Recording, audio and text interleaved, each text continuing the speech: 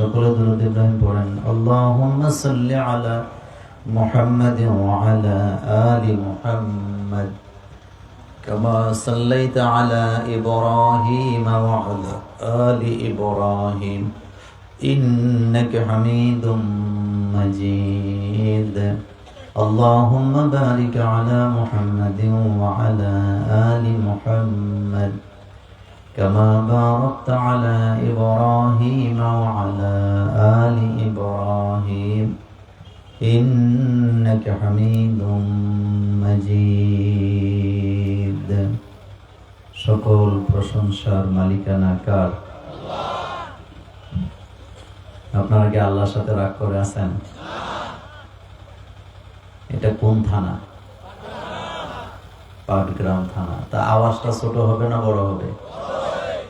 আমাদের এই আওয়াজ আমাদের পার্শ্ববর্তী দেশ থেকে শোনা যাওয়ার দরকার আছে নি? আসতে কয় আছে তো থাকলে আল্লাহর নাম আসতে হবে না জোরে হবে? আল্লাহর নাম কি নিচে থাকে না উপরে থাকে? এটা কার কথা? কালিমাতুল্লাহি হিয়াল উলিয়া। তো যেভাবে বলার দরকার একটু বলেন তো। বিশাল আকাশ কার? হয় নাই, পেছনের বাইরা বলেন, বলেন বিশাল আকাশ কার? জমিন কার? আমরা কার? বাংলাদেশ কার? আইন চলবে কার? প্রশংসা করবেন কার? সে আল্লাহর জন্য সকলে পড়েন আলহামদুলিল্লাহ। রব্বানা লাকাল হামদ হামদান কাসীরান তাইয়িবান মুবারাকান ফীহি। আমরা প্রশংসা করলাম কার? লাভ হয়েছে কার? আল্লাহর লাভ হয়েছে। কার লাভ? আমাদের। আমরা প্রশংসা করলে নিয়ামত বাড়ায় দিবে কে? আর প্রশংসা না করলে আমাদের থেকে নিয়ামত উঠায় নিবে কে? এই যে প্রশংসা করে না, এই জন্য ভূমিকম্প আছে নাকি নাই? দেখেন না, এখন কয় ঢাকাই থাকুম না, ঢাকার থেকে বেরিয়ে চলে যাব। তো ঢাকার থেকে চলে গেলে বোধহয় ভূমিকম্প তাদেরকে খুঁজে পাবে না। কথা কয় না? আল্লাহকে ফাঁকি দেওয়া যাবে? তারা যদি ঢাকা ছেড়ে দিল্লিও চলে যায়, আল্লাহ কি তাদেরকে ছাড়বে না ধরবে? একথা কার? আল্লাহ পাক বলছেন ইয়া মাশারাল জিন্নি ওয়াল ইনস ইন ইসতাতাতুম আন তানফুযু মিন আকতারিস সামাওয়াতি ওয়াল আরদ ফানফুযু লা তানফুযুনা ইল্লা বিসুলতান ফাবিআইয়ি আলা'i রাব্বিকুমা তুকাযযিবান। কথাগুলো কার? আল্লাহ বললেন ও দুনিয়ার মানব জাতি, জিন জাতি, আমি তোমাদেরকে আকাশ আর জমিন দিয়ে প্যাকেট করে রেখেছি। সুবহানাল্লাহ করেন। কি করে রেখেছি? প্যাকেট করে রেখেছি। আকাশের সীমানাও পাড়ি দিতে পারবা না, জমিন ফাটায়ও অন্য কোন জমিনে চলে যেতে পারবা না। আল্লাহর ধরা আছে না? না। কিছু কিছু মানুষ আছে আল্লাহর ঘরে থাইকে, আল্লাহর প্যাকেটের ভিতরে থাইকে লাফালাফি করে, আল্লাহর বিরোধিতা করে। এমন মানুষ বাংলাদেশে আছে না? না। অথচ একবার চিন্তা করে না প্যান্ডেলটার মালিককে। একটা packet yeah মাশারাল জিন্নি wall ins in ইসতাতাতুম আন তানফুযু মিন আকতারিস সামাওয়াতি ওয়াল আরদ। আল্লাহ বলেন আমি তোমাদেরকে প্যাকেট করে রাখছি। সুবহানাল্লাহ। প্যাকেট বুঝেন তো? প্যাকেট তোকে আমি প্যাকেট করে রাখছি। তুই উড়াল দিয়ে দিল্লি গেল আমি তোরে পাবো, তুই ইংল্যান্ডে গেল আমি তোকে পাবো, তুই যেখানে যাবি আমি সেখানে তোকে ধরবো। কারণ ক্ষমতা কার? ঢাকা শহরে ভূমিকম্প কয় ঢাকা থাকুম না, তুই না থাকলে কি হবে? জমিন তুমি ফাটাতে পারবা না, জমিনের সীমানা তুমি অতিক্রম করে কোথাও যেতে পারবা না। তোমাকে আল্লাহর সৃষ্টি জমিনেই থাকা লাগবে। কারণ আকাশ দিয়া জমিন দিয়া এমন ভাবে আল্লাহ আমাদেরকে ঘেরাও করে রেখেছে, আল্লাহ সীমানা পাড়ি দেওয়ার ক্ষমতা কারো নাই। কথা কি সত্য? এই জন্য জমিন কার? এত লাফাইয়েন না। জমিন আল্লাহ। সেজদা দিবেন কাকে? আইন মানবেন কাকে? মাথা নত করবেন কার কাছে? আল্লাহ পাকের কাছে। আমরা দোয়া করছি সেজদা অবনতে, আল্লাহ দয়া করে আজকের এই কোরআনের মাহফিল কবুল করেন। এই গ্রামে, এই অঞ্চলে, এই পাড়ায়, এই মহল্লায় জানা অজানা, নতুন পুরাতন, নারী পুরুষ, যত কালিমাগুই মানুষ কবরে আছে, আল্লাহ সকলের কবরে আযাব মাফ করে দেন। যে যত দূর থেকে এসছেন, আল্লাহ কদমে কদমে নেক দান করে দেন। আজকের এই মাহফিল আউলিয়ারহাট গাইবান্দাপাড়া আদর্শ যুব সংঘের উদ্যোগে এটি ৪র্থতম বার্ষিক তাফসীরুল কোরআন মাহফিল। সভাপতিত্ব করছেন শিক্ষাবিদ, আমাদের অত্যন্ত শ্রদ্ধাভাজন ব্যক্তি জনাব অধ্যাপক আতাউর রহমান, কেন্দ্রীয় ইউনিট সদস্য, সাবেক জেলা আমির এবং চেয়ারম্যান পদপ্রার্থী, পাটগ্রাম উপজেলা পরিষদ, বাংলাদেশ জামায়াত ইসলামী। আজকের প্রোগ্রামে প্রধান অতিথি হিসাবে যাকে দাওয়াত দেওয়া হয়েছে, আমি দূর থেকে যাকে চিনি, জানি, ভালোবাসি, আপনাদের এই এলাকার প্রিয় মানুষ জনাব আলহাজ মোহাম্মদ আনোয়ারুল ইসলাম রাজু। তিনি লালমনিরহাট ১ হাতীবান্ধা পাটগ্রাম আসনের সংসদ সদস্য পদপ্রার্থী। আমরা দোয়া করছি আল্লাহ যেন রাজু ভাইকে কবুল করেন। আজকের প্রোগ্রামে আমার আগে একদল তরুণ আলোচক কথা বলেছেন, সকলে আমার স্নেহের অনুজ। কথা বলেছেন এই মাহফিলে আমাকে আনার জন্য সবচেয়ে বেশি যোগাযোগ যিনি করেছেন, আমার স্নেহের অনুজ হযরত মাওলানা মোহাম্মদ উসমান গনি জিহাদি। চমৎকার আলোচনা তিনি করেন। খতিব বাইতুল ফালা জামে মসজিদ, মাস্টারপাড়া, পাটগ্রাম। কথা বলেছেন আমার আরেক স্নেহের অনুজ হযরত মাওলানা আশরাফুল ইসলাম আশরাফি, প্রতিষ্ঠাতা মহাপরিচালক তানজিমুল মিল্লাত মডেল একাডেমি, পাটগ্রাম। কথা বলেছেন আমার আরেক আদরের হযরত মাওলানা শাহীনুর রহমান সিদ্দিকী, প্রতিষ্ঠাতা পরিচালক তানজিমুল মিল্লাত মডেল একাডেমি, পাটগ্রাম। আমরা দোয়া করছি আল্লাহ এই যুব সমাজকে কবুল করেন। আপনারা অনেক আলোচনা শুনেছেন, রাত্র গভীর হয়ে যাচ্ছে, সেজন্য আমি আর ভূমিকা না দিয়ে আলোচনায় যেতে চাই।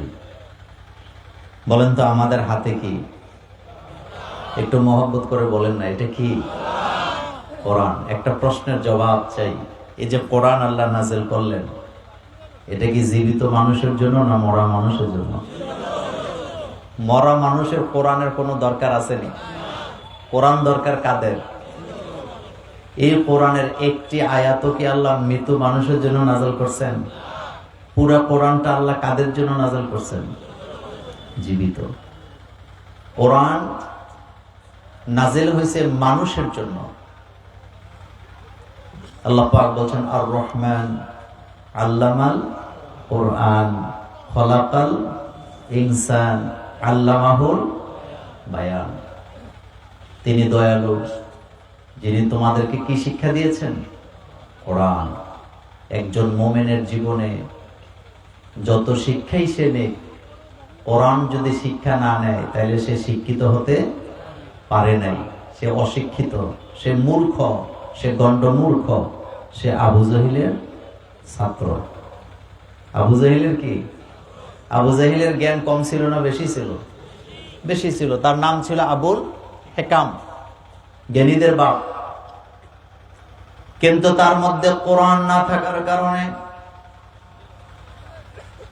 হেদায়েত না থাকার কারণে, কোরআনের আলো না পাওয়ার কারণে ভবিষ্যতে তার নাম দেওয়া হলো আবুল জাহেল।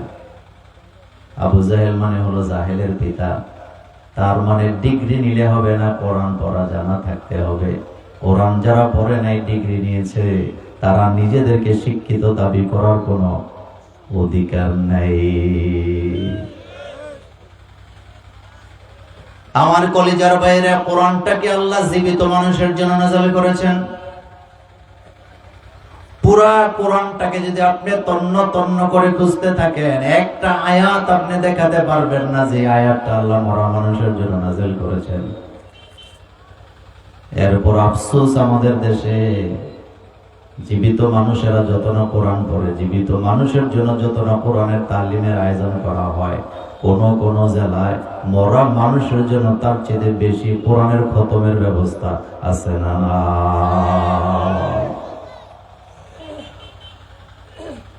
বাপ মরে গেছে, কোরআনের খতমের অনুষ্ঠান করেন। দাদা মরে গেছে, কোরআন খতম দেয়। আব্বা মরে গেছে, আম্মা মরে গেছে, নেতা মরে গেছে, নেত্রী মরে গেছে, মাদ্রাসার ছাত্রদেরকে নিয়ে তারা কোরআন খতম করে। এটা শুভঙ্করের ফাঁকি ছাড়া কিছু নয়। কারণ মরা মানুষের জন্য কোরআন আসে নাই, জীবিত মানুষের ভাগ্যের পরিবর্তন করার জন্য কোরআন নাযিল করেছেন কে? তাহা মা আনজালনা আলাইকাল কুরআনা লিতাশকা। হাবিব, আমি কোরআন আপনার প্রতি নাযিল করেছি, আপনি ক্লেশে পড়ে যাবেন, অভাবগ্রস্ত হবেন, দুশ্চিন্তায় পতিত হবেন, এজন্য কোরআন নাযিল করি নাই। আমি কোরআন নাযিল করেছি আপনার ভাগ্যের পরিবর্তন করার জন্য। এই আয়াত প্রমাণ করে আমাদের ভাগ্যের পরিবর্তন হবে না ততক্ষণ, আমাদের সমাজ, আমাদের পরিবার, আমাদের রাষ্ট্রটাকে আমরা কোরআন দিয়ে সাজাতে পারবো না যতক্ষণ।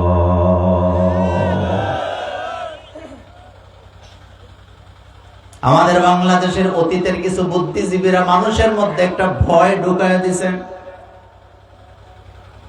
সেই ভয়টা হলো তাদেরকে উল্টা পাল্টা বোঝানো হয়েছে, কোরআনের আইনের কাছে যাইও না, কারণ কোরআনের আইন কায়েম হইলে তোমাদের হাত থাকবে না।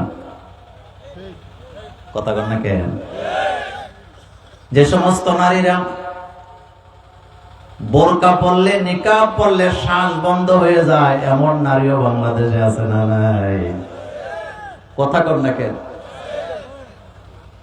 আপনি যদি বলেন বোরকা পরেন না কেন, বলবে আমার শ্বাস বন্ধ হয়ে যায়। যারা বোরকা পরলে শ্বাস বন্ধ হয়ে যায় তাদেরকে বোঝানো হয়েছে তোমরা কোরআনের আইন চাইও না, কারণ কোরআনের আইন কায়েম করলে তোমাদেরকে মোল্লারা বাজারে ধরে ধরে বোরকা পরায়া দিবে। এমন মিথ্যা ভয় আমার বাংলাদেশে আছে না?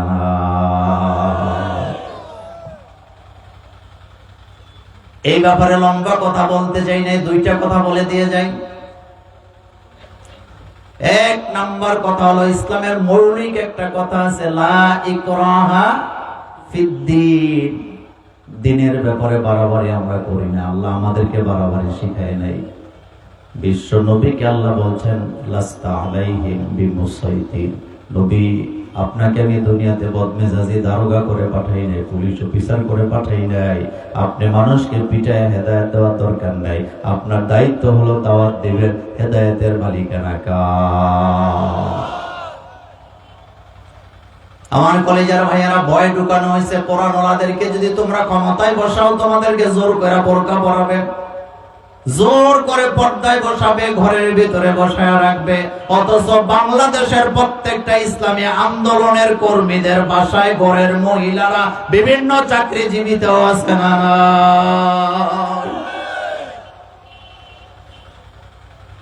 সেদিকে গেলাম না, শুধু এতটুকু বলি, যারা আপনাদেরকে ভয় দেখায় কোরআনের আইন কায়েম হইলে তোমাদের হাত থাকবে না, তারা 100% মিথ্যাবাদী, ধোঁকাবাজ। কারণ কোরআনের আইন যেদিন কায়েম হবে সেদিন থেকে চোরের হাত কাটা হবে না। বাংলাদেশের 18 কোটি মানুষের খাদ্যের নিরাপত্তা দেওয়া হবে আগে। কথা কর না কেন আপনি? আগে কিসের নিরাপত্তা? আগে 18 কোটি মানুষের খাদ্যের নিরাপত্তা দেওয়া হবে। যেদিন 18 কোটি মানুষের কারো ঘরে অভাব থাকবে না, সেদিন বোঝা গেল এখন আর পেটের দায়ে চুরি করে না। 18 কোটি মানুষের ঘরে খাদ্য থাকার পরেও এখান থেকে 5 জন 10 জন যদি চুরিতে লিপ্ত হয়, বুঝতে হবে খাদ্যের অভাবে চুরিতে যায় নাই, খাসলত খারাপ হয়ে গেছে, দেশের টাকা বিদেশে পাচার করার মতলব আছে না?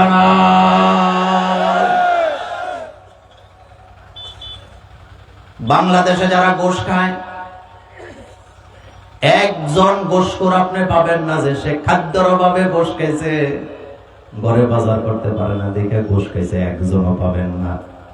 বরং নিজের ছেলে মেয়েকে বিদেশে পড়াবার জন্য কানাডায় সিঙ্গাপুরে বাড়ি করার জন্য ঘুষ খাইয়া বাংলাদেশের টাকাগুলি বিভিন্ন পন্থায় দেশের বাইরে পাঠায় এমন চোর আছে না? তাদের হাত থাকা দরকার না কাটা দরকার? আরো জোরে বলেন, কাটা দরকার না থাকা দরকার? খাদ্যের অভাবে চুরি করলে হাত কাটা হবে না? আমার কলেজের ভাইয়েরা, আমি গ্যারান্টি দিয়ে গেলাম, আপনাদের সামনে বলে গেলাম, আগামীতে বাংলাদেশে যদি কোরআনের আইন কায়েম হয়, হাত কাটার আইন কায়েম হয়, আল্লাহর কসম, চুরি যদি করে খাদ্যের অভাবে হাত কাটা হবে না ততদিন, খাদ্যের অভাব দূর করা হবে না যতদিন, খাদ্যের অভাব দূর করার পরে যারাও চুরি করবে এই ধরনের হাতের কোনো দরকার নাই।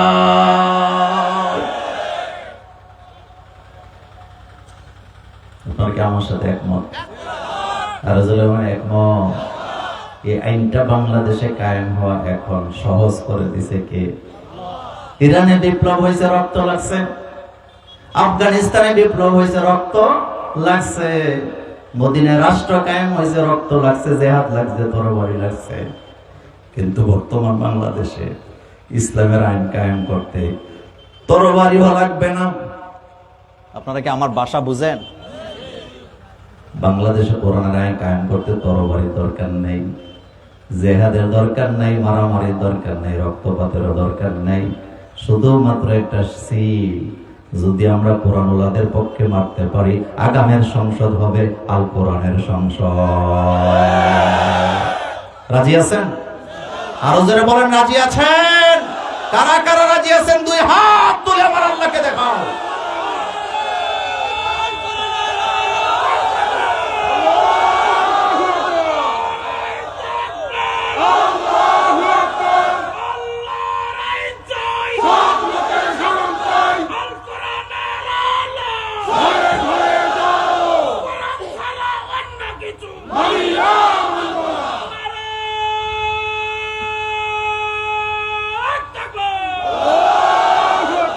আমার কলেজের ভাইয়েরা, আজকের 2 নাম্বার কথা,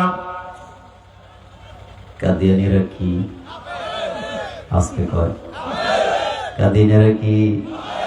আমরা মোল্লারা বাংলাদেশে 54 বছর যাবত মাঠের মধ্যে বৈশা বৈশা স্টেজ ওলাদের কাছে দাবি জানাইতেছি, কাদিয়ানীদেরকে কাফের ঘোষণা দাও, কাফের ঘোষণা দাও। আমরা মোল্লারা মাঠে ঘাটে খালি ঘুরিয়ার কই, কাফের ঘোষণা দাও, কাফের ঘোষণা দাও। আমি মোল্লা নাজিম আপনাদেরকে বলে গেলাম, এখন আর দাবি জানাবার সময় নাই, এখন দাবি পূরণ করার সময়। এতদিন আমরা 54 বছর বুঝি নাই, এমন মূর্খ নেতাদের কাছে দাবি জানাইছি যারা কাদিয়ানীরা কোন কারণে কাফের সেটাই জানে না। সুতরাং এখন থেকে মোল্লারা দেশ চালাবে, তারাই দাবিগুলি পূরণ করে দেবে।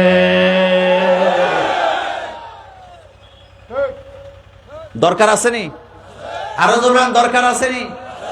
কয়েকদিন আগে এক বুদ্ধিজীবী আমাকে বলতেছে, মোল্লা ভাই, আপনারা ক্ষমতা কেন চান? ক্ষমতা চাওয়া তো জায়েজ নাই। আমাদের ঢাকা কুমিল্লার একটা ভাষা আছে, ভূতের মুখে কথা কর না কেন, ভূতের মুখে। আমাকে বলতেছে, মোল্লা ভাই, আপনারা দিন কায়েমের কথা বলেন, ক্ষমতা নেওয়ার কথা বলেন, ক্ষমতা নেওয়া তো জায়েজ নাই। আচ্ছা, আপনাদের কাছে জানতে চাই, ক্ষমতার মালিক কে? তো আমরা মোল্লারা ক্ষমতা চাই কার কাছে? তাবারাকাল্লাযী বিয়াদিহিল মুলক ওয়া হুয়া আলা কুল্লি শাইইন কাদির। আমার কলেজের ভাইয়েরা, এই মাইকটা কি আমার নাকি মাইকম্যানের? মনোযোগ আছে ভাইরা? এই মাইকটা কি আমার না মাইকম্যানের? আপনারা যদি আমার কাছে এই মাইকটা চান, আমি দিতে পারবো, কিন্তু এই গড়িটার মালিক কে? আবার সাইন না বুঝে, আমি বুঝানোর জন্য কইতেছি আর কি। এটার মালিক কে? আমি। এটার মালিক কে? তা আপনি যদি আমাকে বলেন যে মোল্লা ভাই ঘড়িটা আমাকে দিয়ে দেন, আমি ইচ্ছা করলে দিতে পারবো নাকি পারবো না? যেহেতু এটার মালিক আমি, কিন্তু মাইকটা দিতে পারি নাই কেন? কারণ এটা আমার। এখন আপনারা যারা এখানে বসে আছেন, চিৎকার দিয়ে বলেন, ক্ষমতার মালিক কে? ক্ষমতা আমরা চাই কার কাছে? আমাদের চাওয়াটা ঠিক আছে না নাই? এখন তারা আমাদেরকে উল্টা ফতোয়া দেয়, তারা এখন মুফতি হয়ে গেছে, তারা বলতেছে ক্ষমতা চেয়ে নেওয়া জায়েজ নাই। আসেন একটু মক্কার মদিনার দিকে নজর দেই। বিশ্ব নবী যেদিন মক্কা ছেড়ে মদিনায় চলে যাচ্ছেন, হিজরত করছেন কার হুকুমে? আল্লাহ নবী হিজরত করতে রওনা দিছে। মনোযোগ আছে? নবীজি হিজরত করে চলে যাবে মদিনায়। কাফেররা বিশ্ব নবীকে চতুর্দিক থেকে ঘেরাও করলেন। কাফেরদের হাতে বল্লম আছে, তরবারি আছে, খন্তা আছে, কুড়াল আছে, তীর আছে, ধনুক আছে। তারা আমার নবীকে হত্যা করতে চায়, শহীদ করে দিতে চায়। তাদের হাতে অস্ত্র, কিন্তু বিশ্ব নবীর হাতে কথা কন না কেন? কিছু আসেনি, কিছু নেই। আল্লাহ নবী ধরে নিয়েছেন, তারা আমাকে এখন শহীদ করে দিবে। আমার কলিজার ভাইয়েরা, রাহমাতুল লিল আলামিন, যেই নবীকে আমরা কলিজার চাইতে বেশি ভালোবাসি, সেই নবী মক্কা থেকে মদিনার দিকে রওনা দিয়েছেন, চলে যাবেন। কাফেররা ঘেরাও করছে হত্যা করার জন্য। নবীজি নিরস্ত্র, নবীর কাছে একটা হাতে লাঠিও নাই, আঘাত করার মতো কিছুই নাই। আল্লাহ নবী দেখলেন তারা চতুর্দিক থেকে ঘেরাও করেছেন। নবীজি এবার মাটির দিকে তাকায় দেখেন, মাটিতে বালির কণা দেখা যায়। রাহমাতুল লিল আলামিনের ঈমান কত মজবুত!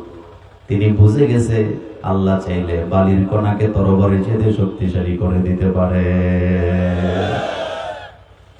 আপনার আমার নবী জনাবে মুহাম্মদুর রাসূলুল্লাহ সাল্লাল্লাহু আলাইহি ওয়াসাল্লাম মাটি থেকে কতগুলা বালি হাতে নিলেন। মোল্লার কথা না, আল্লাহর কথা। আরো জোরে বলেন।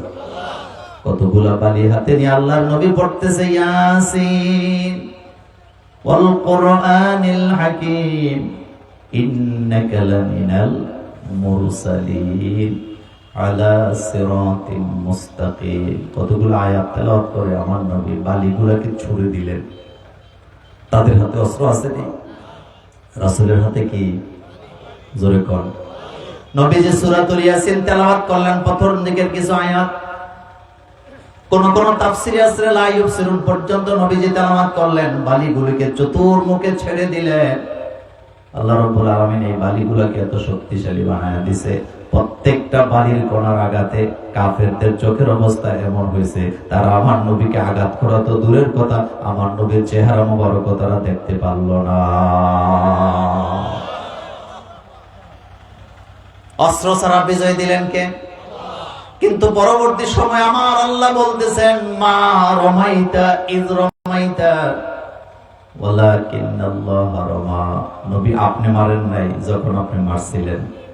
সুবহানাল্লাহ আসে না? আপনাদের মনোযোগ আছে? মা রমাইতা, আপনি মারেন নাই। ইয রমাইতা, যখন আপনি মেরেছিলেন। আমার পাটগ্রামের ভাইয়েরা, নবী যে মারছিলেন এটা সত্য না মিথ্যা? আরো জোরে বলেন। কিন্তু আল্লাহ বলতেছে মা রমাইতা, আপনি মারেন নাই, ইয রমাইতা, যখন আপনি মেরেছিলেন।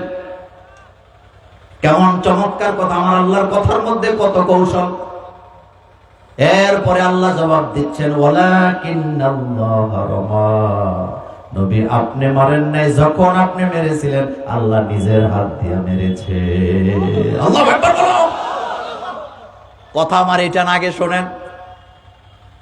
নবীজি সেখান থেকে নিরাপদে গারে সুরে চলে গেলেন। সেখান থেকে মদিনায় চলে যাবে। আল্লাহ রাসূলকে কাফেররা খুঁজতেছে হত্যা করার জন্য। নবীজি বিপদে আছে না নাই? তো বিপদে পড়লে আমরা দোয়া ইউনুস পড়ি নাকি পড়ি না? কি পড়ি? তো নবীও তো দোয়া ইউনুস পড়ার কথা, যে লা ইলাহা ইল্লা আনতা সুবহানাকা ইন্নী কুনতু মিনাজ জালিমিন। কিন্তু নবী তো দোয়া ইউনুস পড়ে না। নবী তো বলতে পারতো, আল্লাহ তুমি আমারে নিরাপত্তা দাও, আমার জানটা কোন রকমে বাঁচাও, যাতে জানটা লয়ে আমি মদিনায় চলে যেতে পারি। নবী তো ওই সময় এই কথা বলতেছে না। আল্লাহ নবী বলতেছেন, অকুর রব্বি আদখিলনি, যারা পারেন পড়েন, অকুর রব্বি আদখিলনি মুদখালা সিদকিন ওয়া আখরিজনি মুখরাজা সিদকিন ওয়াজআলনি মিন লাদুনকা সুলতানান নাসীরা। অকুর রব্বি আদখিলনি মুদখালা সিদকিন, আয় আল্লাহ অসত্য থেকে আমাকে সত্যের দিকে ধাবিত করো, খারাপ জায়গা থেকে ভালো পরিবেশ আমার জন্য তৈরি করে দাও। ওয়াজআলনি মিন লাদুনকা সুলতানান নাসীরা, আল্লাহ তুমি আমাকে দয়া করে রাষ্ট্র ক্ষমতা দান করো। আল্লাহু আকবার বলেন। কথাগুলা কার? নবীজি বলতেছে ওয়াজআললি মিন লাদুনকা সুলতানান নাসীরা। সুলতানে নাসিরের সমস্ত তাফসীরবিদের অর্থ একটাই, আপনি আমার রাষ্ট্র ক্ষমতা দেন, রাষ্ট্রের ক্ষমতাটা আমার হাতে দেন। কারণ নবীজি বুঝে গেছে রাষ্ট্র ক্ষমতা হাতে নেওয়া ছাড়া জনগণকে ঠান্ডা করা যায় না, মদখোরকে মদ থেকে বিরত করা যায় না, চোরকে চুরি থেকে বিতাড়িত করা যায় না, জিনাখোরকে শায়েস্ত করা যায় না। এটা করতে হলে রাষ্ট্র ক্ষমতার দরকার আছে না নাই? চিল্লায় বলো আছে না নাই? ক্ষমতার মালিক কে? রাসূলুল্লাহ ক্ষমতা চাইছে কার কাছে? আমরা ক্ষমতা চাই কার কাছে? আমার কলেজার ভাইয়েরা, আপনাদের এই থানায় একজন ওসি আছে না নাই? কথা বলেন না কেন? ওসি সাহেবের পাওয়ার আছে নি? আছে। হাতের মধ্যে বন্দুক আছে নি? আছে। এবার খেয়াল করেন, আমি আপনাদের প্রধান বক্তা পাটগ্রাম থানার সামনে দাঁড়ায় যদি মাইক হাতে নিয়ে বলি, আগামী দিন সকাল 10টা থেকে নিয়ে বিকাল 4টা পর্যন্ত পাটগ্রামের থানা রাস্তার সামনে দিয়ে কোনো রিক্সা চলবে না, আপনারা কেউ মানবেন? মানবেন? কেন মানবেন না?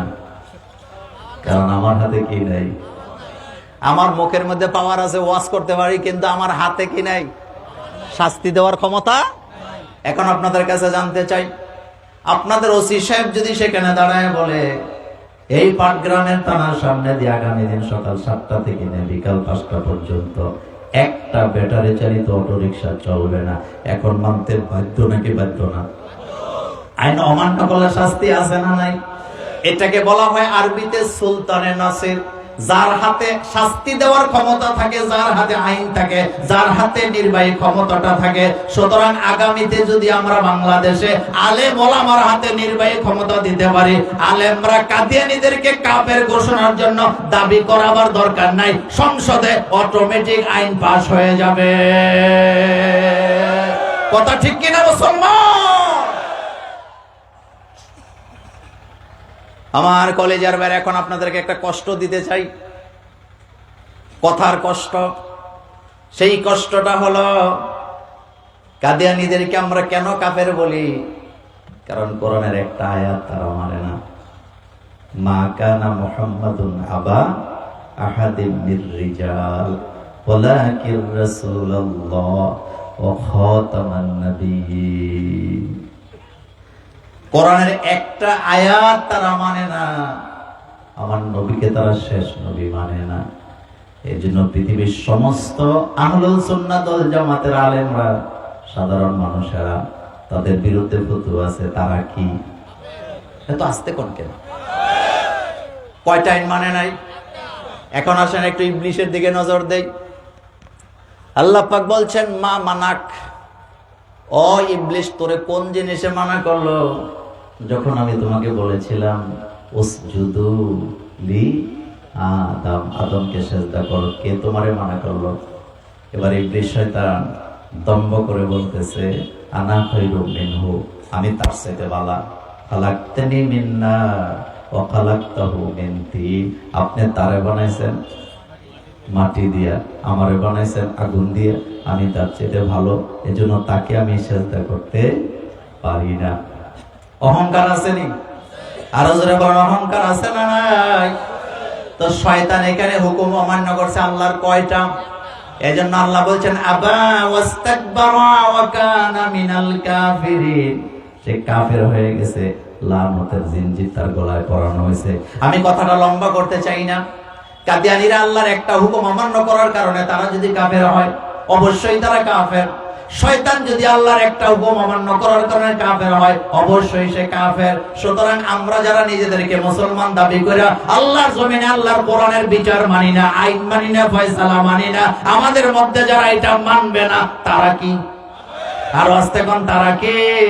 এই ফতোয়া কিন্তু আমি দেই না, আপনারা দিবেন। আল্লাহ বলেন ওমাল্লাম ইয়াকুম বিমা আনজালাল্লাহ ফাউলাইকা হুমুল কাফিরুন ফাউলাইকা হুমুল ফাসিকুন ফাউলাইকা হুমুল জালিমুন। আল্লাহ পাক বলেন আমার ফয়সালা, আমার বিচার ফয়সালা যারা মানে না তারা কাফের, তারা ফাসিক, তারা জালেম। কয়টা গালি?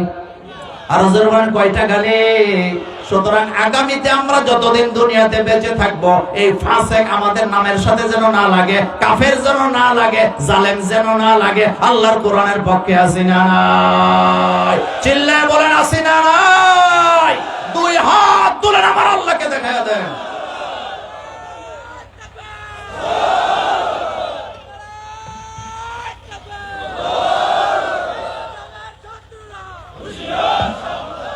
আমার কলেজার ভাইয়েরা, কোরআন কার বাণী? আরো জোরে বলেন। কোরআনের মধ্যে কোনো ভুল আছে নি? আছে? অশ্লীল কোন শব্দ আছে নি? আমাদের বাংলাদেশে ইদানিং দুইটা গ্রুপ লাগছে, সুফিবাদ। একটা হলো লালনবাদ, আরেকটা হলো বাউল। কি আপনাদের এলাকায় বাউল টাউল আছে নাকি? তাহলে তো বাচ্চা গেছেন। নাস্তিকদের মধ্যে আর বাউলদের মধ্যে কোনো পার্থক্য নাই। নাস্তিকদের মধ্যে লালনদের মধ্যে কোনো পার্থক্য নাই। লালন নিজে একটা ধর্ম বানাইছে, এটার নাম দিছে মানব ধর্ম। আকীদা কত ভয়ানক! যেমনে নাচাও তেমনে নাচি, পুতুলের কি দোষ? মানে আমি যদি জিনা করি, তুমি আমারে দিয়া করাইছো, আমার কি দোষ? নাউজুবিল্লাহ। আমি যদি চুরি করি, তুমি আমারে দিয়া করাইছো, আমার কি দোষ? আমি যদি নামাজ কাজা করি, তুমি আমারে দিয়া করাইছো, আমার কি দোষ? আমি যদি কারো সম্পদ লুণ্ঠন করি, তুমি আমারে দিয়া করাইছো, আমার কি দোষ? এই ধরনের আকীদা যারা পোষণ করে, তারা মুমিন না কাফের? লালন নিয়ে আজকে কথা বলবো না, আজকে আমি কথা বলবো বাউলদেরকে নিয়ে। কিন্তু একটা কথা শুনেন, এই লালন এর আখড়ায় কয়েকদিন আগে একটা মেলা হয়েছে। ওই মেলার মধ্যে বেশি না 12.5 মণ গাঁজা বিক্রি হয়েছে। কয় সুবহানাল্লাহ বলে? কয় মণ বেচা হয়েছে? কয় মণ? গাঁজা কি বৈধ না অবৈধ? ইন্ডিয়া এখান থেকে কয় কিলো? বাংলাদেশের মানুষ কত ভদ্র, কত বুদ্ধিমান। কাটা তারের বেড়ার এপাশ থেকে টাকা ঢিল মারে, আর ওরা গাঁজা ঢিল মারে। কথা কন না কেন? এরকমের গাঁজা ব্যবসায়ী আমাদের এই অঞ্চলে 1-2 জন নাই। নেশা হালাল না হারাম? রাসূল এক বাক্যে বলে দিয়েছেন, কুল্লু মুস্কিরিন হারাম। সমস্ত নেশাদ্রব্য কি এটা গ্রহণ করা যাবে? কিন্তু নেশা মানুষকে ধ্বংস করে। নেশা মানুষের কমন সেন্স ঠিক থাকে না নেশা থাকলে। আর লালনওয়ালারা এটারে নেশাই স্বীকার করে। হেরা কয় এটা নাকি সবজি, মানে গাঁজা বলে সবজি, এটা বলে ভিটামিন সি আছে। আরেক লালনের বক্ত বলতেছে গাঁজা তো আল্লাহ বানাইছে, মোল্লারা এত চিল্লায় কেন? চিন্তা করছেন? আমি একবার লালনের আখড়ায় গেছিলাম। তো লালনের আখড়ার পাশে একটা জাদুঘর আছে, লালন জাদুঘর। ওইটার ভিতরে একটা বড় পাতিল সাজায় রাখছে, আরেকটা রুমের মধ্যে একটা হুক্কা সাজায় রাখছে। হুক্কা বুঝেন আপনারা? আপনারা কি করেন? এটা আগে ছিল, এখন অনেক এলাকায় এটারে ডাবা কয়। আপনারা কি বলেন মুরব্বীরা? আগে অনেক দেশে ছেলে বিয়া করাইলে ছেলের মানে শ্বশুর বাড়ির থেকে শ্বশুর একটা দিয়ে দিত। তো এই হুক্কা সাজায় রাখছে, বিরাট হুক্কা, এখনো আছে। ইউটিউবে ঢুকলে পাবেন, গুগলে সার্চ দেন, লালনের হুক্কা পাবেন। তা আমি জাদুঘরের ওই লোকের জিজ্ঞেস করতেছি, 10 টাকা দিয়ে ঢুকাইছ, হুক্কা সাজায় রাখছো কেন? তো জাদুঘরের ওই গার্ড আমাকে বলতেছে, হুজুর সারা জীবন খাইছে, হুক্কা সাজাই বুকি। এরমের হুক্কা খোর আমাদের দেশে আসেনি। তবে আজকের মাহফিলে 1-2 জন বিড়ি খাওয়াই না নাই? হ্যাঁ, না না নাই, নাই না নাই। এখান থেকে বের হবে, পোলাপেনেরা আমাকে নিয়ে যাবে, দেখবো বাইরে হইয়া বিড়ি একটা জ্বালাবে, বাড়ির যাইয়া শেষ করবে। এরকম আসেনি? কেন খান বলেন তো এটা? আল্লাহ নবী বলেছেন, যারা দুর্গন্ধযুক্ত খাবার খায় তারা ফেরেশতাদেরকে কষ্ট দেয়।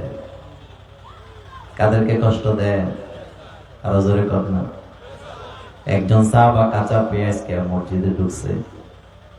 আল্লাহ নবী বললেন বেরিয়ে যাও। সাহাবা বললেন রাসূল আমি আপনাকে ভালোবাসি। রাসূল কয় বেরিয়ে যাও, তোমার কারণে ফেরেশতারা কষ্ট পায়।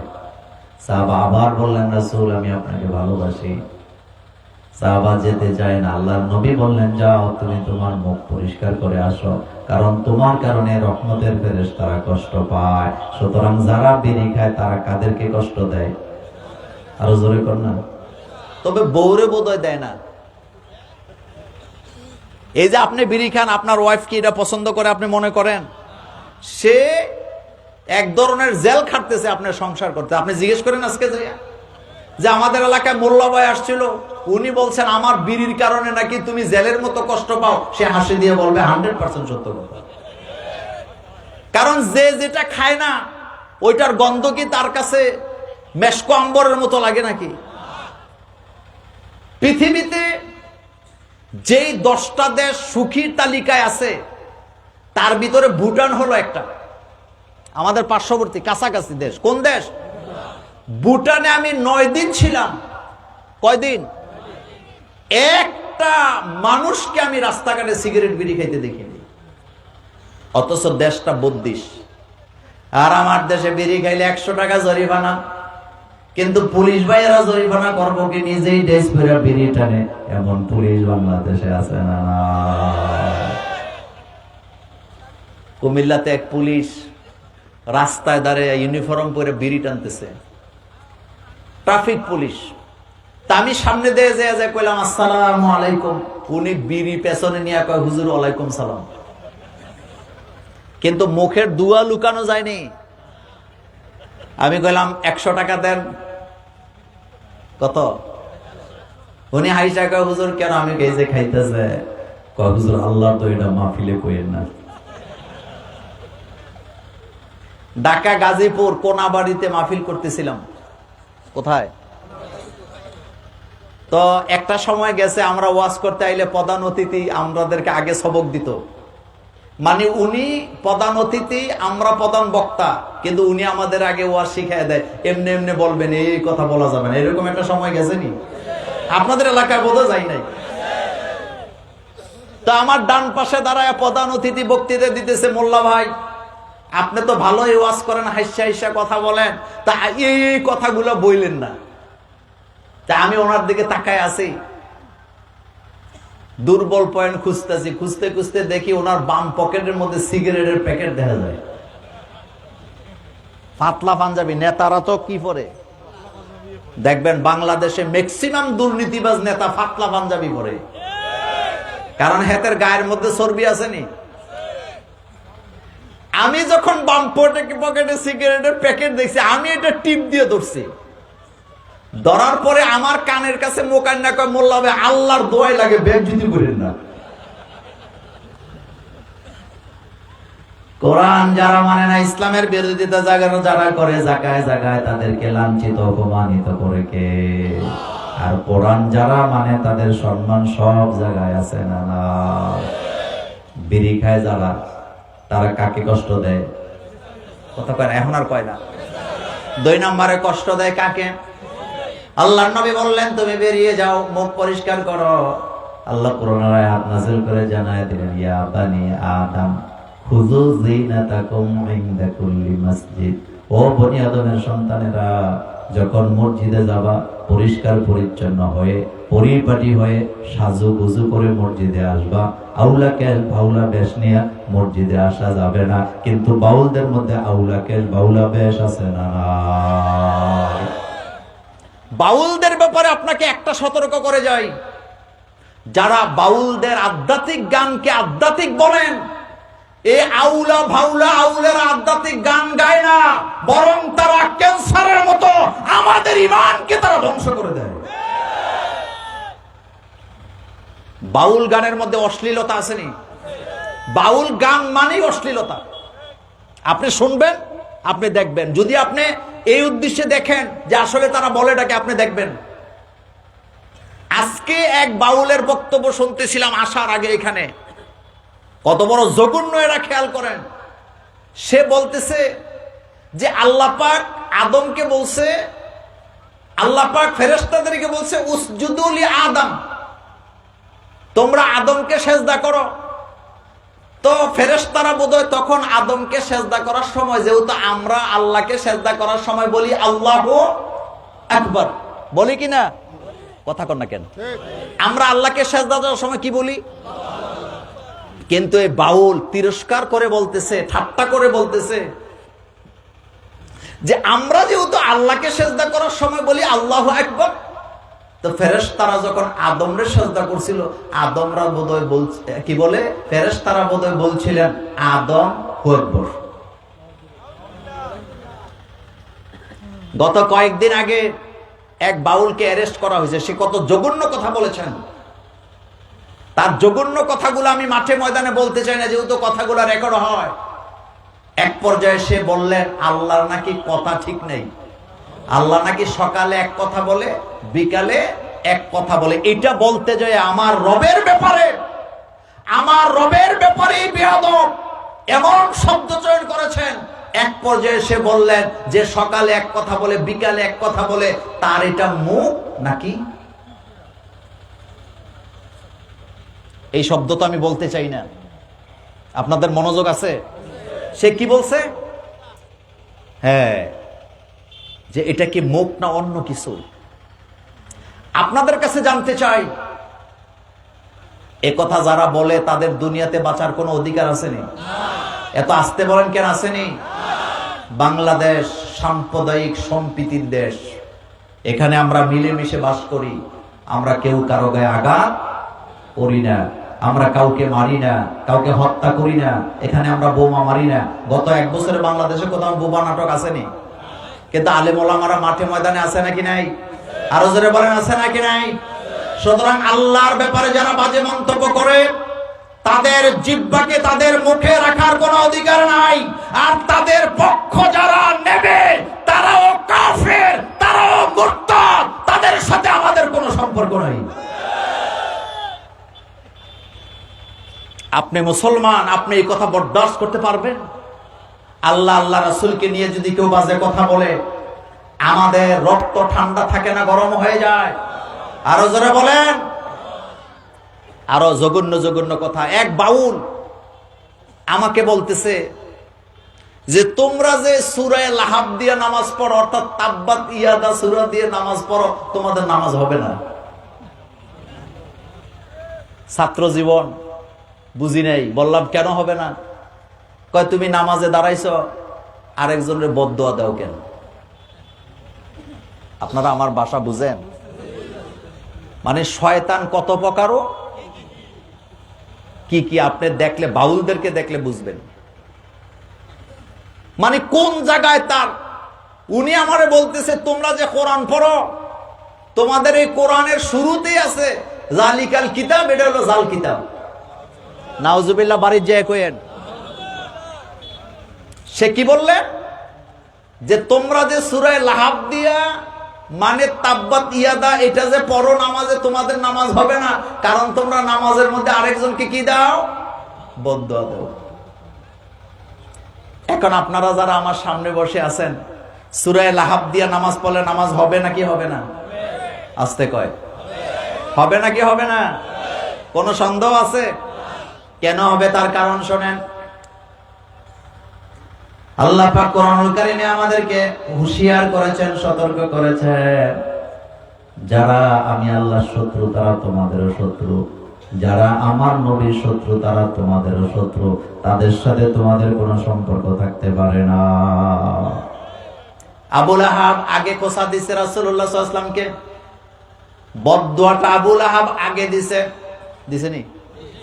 আবু লাহাব বদদোয়া করতেছেন, মুহাম্মদ তুমি ধ্বংস হয়ে যাও। আল্লাহ রাব্বুল আলামিন আয়াত নাযিল করে জানায় দিলেন, হাবিব আবু লাহাব আপনাকে বদদোয়া দিয়ে ধ্বংস করে দিতে চায়। আমি পৃথিবীতে একটা সূরা নাযিল করলাম আপনার উম্মতের জন্য। আবু লাহাব এক মুখে আপনাকে বদদোয়া দিয়েছে ধ্বংস করার জন্য, আর আমি কোটি কোটি মুখ লাগায় দিলাম, কিয়ামত পর্যন্ত আমার বান্দারা আপনার উম্মতেরা তাকে বদদোয়া দিতে থাকবে। তাব্বাত ইয়াদা, পড়েন সবাই, তাব্বাত ইয়াদা আবি লাহাবিন ওয়া তাব্বা মা আগনা আনহু মালুহু ওয়া মা কাসাব সায়াসলা নারান যাতা লাহাবিন ওয়া ইমরাআতু হাম্মালাতাল হাতাব ফি জিদিহা হাবলুম মিন মাসাদ। নবীকে শিখাই দিলেন, আপনিও বদদোয়া দেন। আবু লাহাবের বদদোয়া আল্লাহর দরবারে কবুল হওয়ার 1% গ্যারান্টি নেই, কিন্তু রাসূলুল্লাহর বদদোয়া ডাইরেক্ট কবুল। আল্লাহ পাক তাকে লাঞ্ছিত অপমানিত করলেন, তার স্ত্রীকেও লাঞ্ছিত অপমানিত করে দুনিয়া থেকে বিদায় করে দিলেন কে? সেই বদদোয়া আজও আমাদের কাছে জমা আছে না নাই? আমার কলেজের ভাইয়েরা, ইসলামের বিরোধিতা যারা করেন, কোরআনের বিরোধিতা যারা করেন, ইসলাম নিয়ে যারা ঠাট্টা করেন, আম্মা জান আয়েশা সিদ্দিকা রাদিয়াল্লাহু তাআলা আনহা বলেন, কাবা ঘর যারা ভাঙতে এসেছিলেন, এই কাবা ঘর ভাঙার জন্য যে হস্তি বাহিনী এসেছিল, ওই হস্তি বাহিনীগুলো যারা পরিচালনা করেছিল, হাতি যারা চালায়, তাদেরকে কি বলে আপনাদের এলাকায়? মাউত বলে। মা আয়েশা বলেন, আম্মা জান আয়েশা সিদ্দিকা রাদিয়াল্লাহু তাআলা আনহা, হযরত আসমা বিনতে আবু বকর সিদ্দিক রাদিয়াল্লাহু তাআলা আনহা, তারা দুইজন বলতেছেন, যারা কাবাঘর ভাঙার জন্য হস্তি বাহিনী নিয়ে আসছিল, হাতিগুলাকে যে সমস্ত মাউতেরা চালায় নিয়ে আসছিল, তাদের চিন্তা ছিল হাতির গলার মধ্যে রশি বাইদা, ওই রশির আরেকটা মাথা কাবাঘরকে পেঁচ দিয়া বাইদা, হাতি দিয়া টান দিয়া তারা কাবাঘরকে ধ্বংস করে দিবে। শেষ জমানায় আমরা দুই বোন তাদেরকে দেখেছি, তিনটা পরিণতি আল্লাহ তাদেরকে করেছেন। এক নম্বরে ওই হস্তি বাহিনীর হাতি চালকদেরকে আল্লাহ অন্ধ বানায় দিয়েছে, তারা শেষ জীবনে অন্ধ ছিল। দুই নম্বরে আমরা তাদেরকে বিকলাঙ্গ অবস্থায় দেখছি, তাদের অঙ্গ ছিল না, কারো হাত ছিল না, পা ছিল না, তারা হাত চালাতে পারতো না, পা চালাতে পারতো না। আর তিন নম্বরে আমরা তাদেরকে দেখছি, জমিনে তাদের কোনো স্থায়ী ঠিকানা ছিল না, তারা দেশে দেশে ঘুরছে আর ভিক্ষা করে খাইছে। আজও যারা ইসলামের বিরোধিতা করে, তাদের কপালেও সেটা আছে না নাই? চিল্লায় বলো, আছে না নাই? বাউলের এক অর্থ হলো ভিক্ষুক, কথা কয় না? তারা কি? তাদের মধ্যে অশ্লীলতা আছে না নাই? বলেন, আছে না নাই? ফরহাদ মাজারের মতো যারা বাউলদের পক্ষ নেবে, আমি এনসিবিদেরকেও জানায় দিতে চাই, তোমরা আমাদের যুবক দল, কিন্তু তোমরাও যদি বাউলদের পক্ষ নেও, মুহাম্মদ সাল্লাল্লাহু আলাইহি ওয়াসাল্লামের উম্মতেরা তোমাদেরকে প্রত্যাখ্যান করতে বাধ্য হবে। কারণ যারা আল্লাহর বিরুদ্ধে, রাসূলের বিরুদ্ধে কথা বলে, তারা কখনো আমাদের বন্ধু হতে, তাদের সাথে আমাদের কোনো সম্পর্ক থাকতে পারে না। আমার আল্লাহ, আমার রাসূলের ব্যাপারে কারোর সাথে আমাদের কোনো আপোষ নেই। আমার কলিজার ভাইয়েরা, কোরআন এমন এক কিতাব আল্লাহ আমাদের জন্য নাযিল করলেন। প্রতিদিন সকালবেলা কোরআনের কর্মসূচি আমাদেরকে শিক্ষা দিয়েছেন কে? আর যারা বলেন, কে দিয়েছেন? আকিমিস সালাতা লিদুনুকিশ শামসি ইলা ওয়াসাকিল লাইলি ওয়া কুরআনাল ফাজরি ইন্না কুরআনাল ফাজরি কানা মাশহুদা। আল্লাহ বলেন, সকালবেলা ফজর পড়ো, ফজরে কোরআন তেলাওয়াত করো, কারণ সকালে তোমরা যখন ফজরের কোরআন তেলাওয়াত করো, তোমাদের তেলাওয়াতের সাক্ষী আল্লাহর ফেরেশতারা হয়ে যায়। সকালের কর্মসূচি কি? কথা কন না কেন? কিসের তেলাওয়াত? ফজরে তেলাওয়াত ছোট হবে না বড় হবে? হযরত ইবনে আব্বাস রাদিয়াল্লাহু তাআলা আনহুমা বলেন, আমি রাতের বেলা রাসূলুল্লাহ সাল্লাল্লাহু আলাইহি ওয়াসাল্লামের বিছানায় ঘুমালাম। রাত যখন গভীর হলো, আমি মুহাম্মদ সাল্লাল্লাহু আলাইহি ওয়াসাল্লামকে দেখলাম, তিনি ঘুম থেকে জাগ্রত হলেন, আমিও জাগলাম। তিনি ওযু করতে গেলেন, আমিও ওযু করলাম। তিনি নামাজে দাঁড়ালেন, আমিও তার পেছনে নামাজে দাঁড়ায় গেলাম। আল্লাহর নবী সূরাতুল ফাতিহা তেলাওয়াত করলেন। সূরাতুল ফাতিহা তেলাওয়াত করার পর আমি রাসূলুল্লাহর তেলাওয়াতে এত মজা পাচ্ছিলাম, আমি মনে মনে ভাবছিলাম রাসূল যেন লম্বা তেলাওয়াত করে। আমি দেখতে পেলাম আল্লাহর নবী সূরাতুল বাকারা তেলাওয়াত করতে শুরু করেছেন। আমি মনে মনে ভাবলাম রাসূল যেন তেলাওয়াতটা লম্বা করে মজা পাচ্ছিলাম। আল্লাহর নবী সূরাতুল বাকারা তেলাওয়াত করার পরে সূরাতুল আল ইমরান তেলাওয়াত করলেন। আমি মনে মনে ভাবলাম এবার বোধহয় রাসূল রুকুতে যাবেন, কিন্তু রাসূল রুকুতে যায় নাই। আল্লাহর নবী এবার সূরাতুন নিসা তেলাওয়াত করলেন। 3টা লম্বা সূরা তেলাওয়াত করে আল্লাহ নবী রুকুতে গেলেন। আমার কাছে মনে হলো যেন ফজরের সময় চলে আসবে, এই চিন্তা না থাকলে আল্লাহ নবী তেলাওয়াত থামায় দিতেন না। এই বাংলাদেশে কারা বেশি কোরআন তেলাওয়াত করে? চিন্তা করবেন মনে মনে, কারা করে বলেন? কারা করে? কারা কোরআনকে নিয়ে ঘাটাঘাটি করে?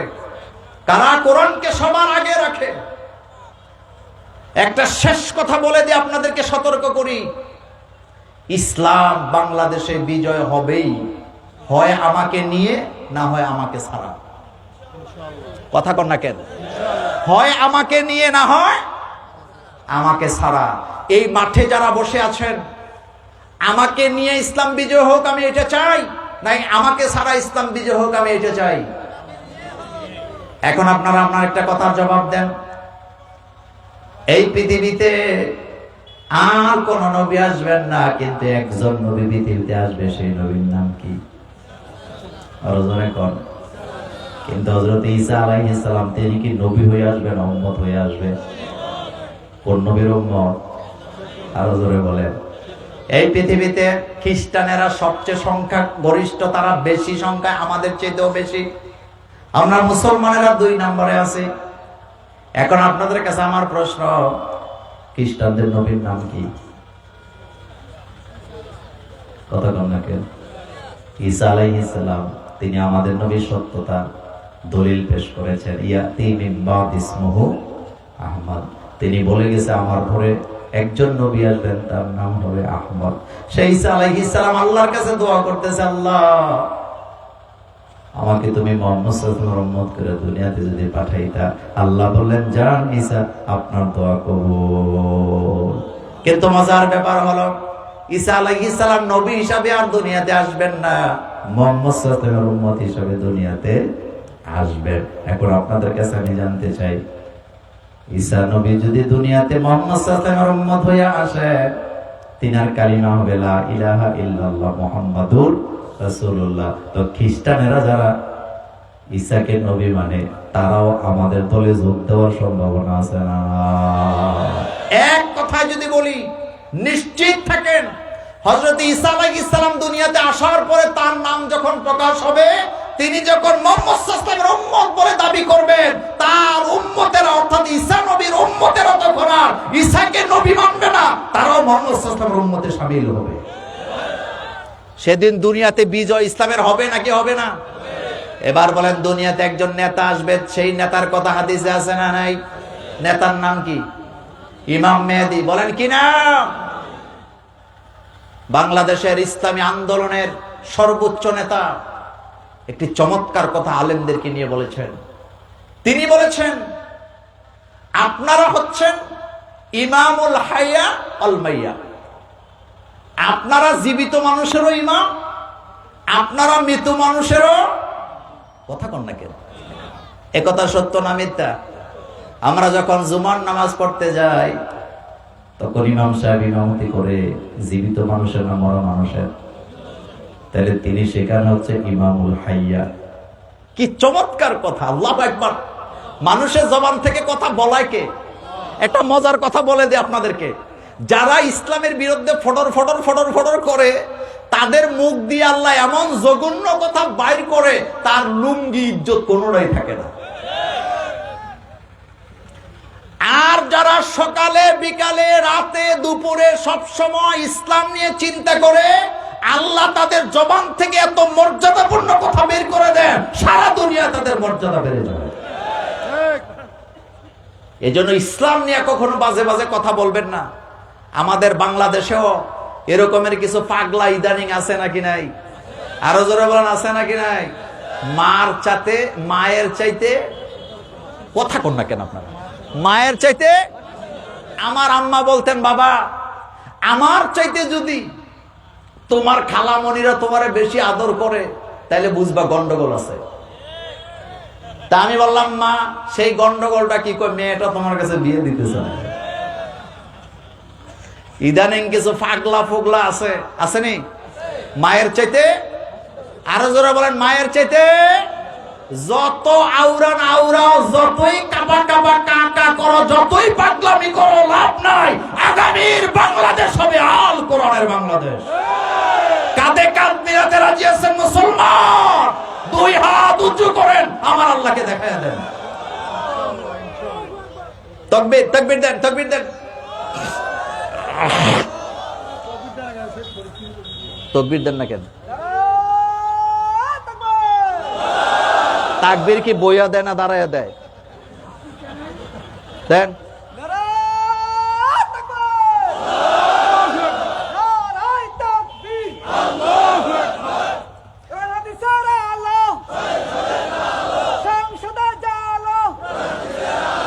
আচ্ছা দাঁড়াই থাকেন, বসেন না, দাঁড়ান। তাকবীর কি ইবাদত নাকি ইবাদত না?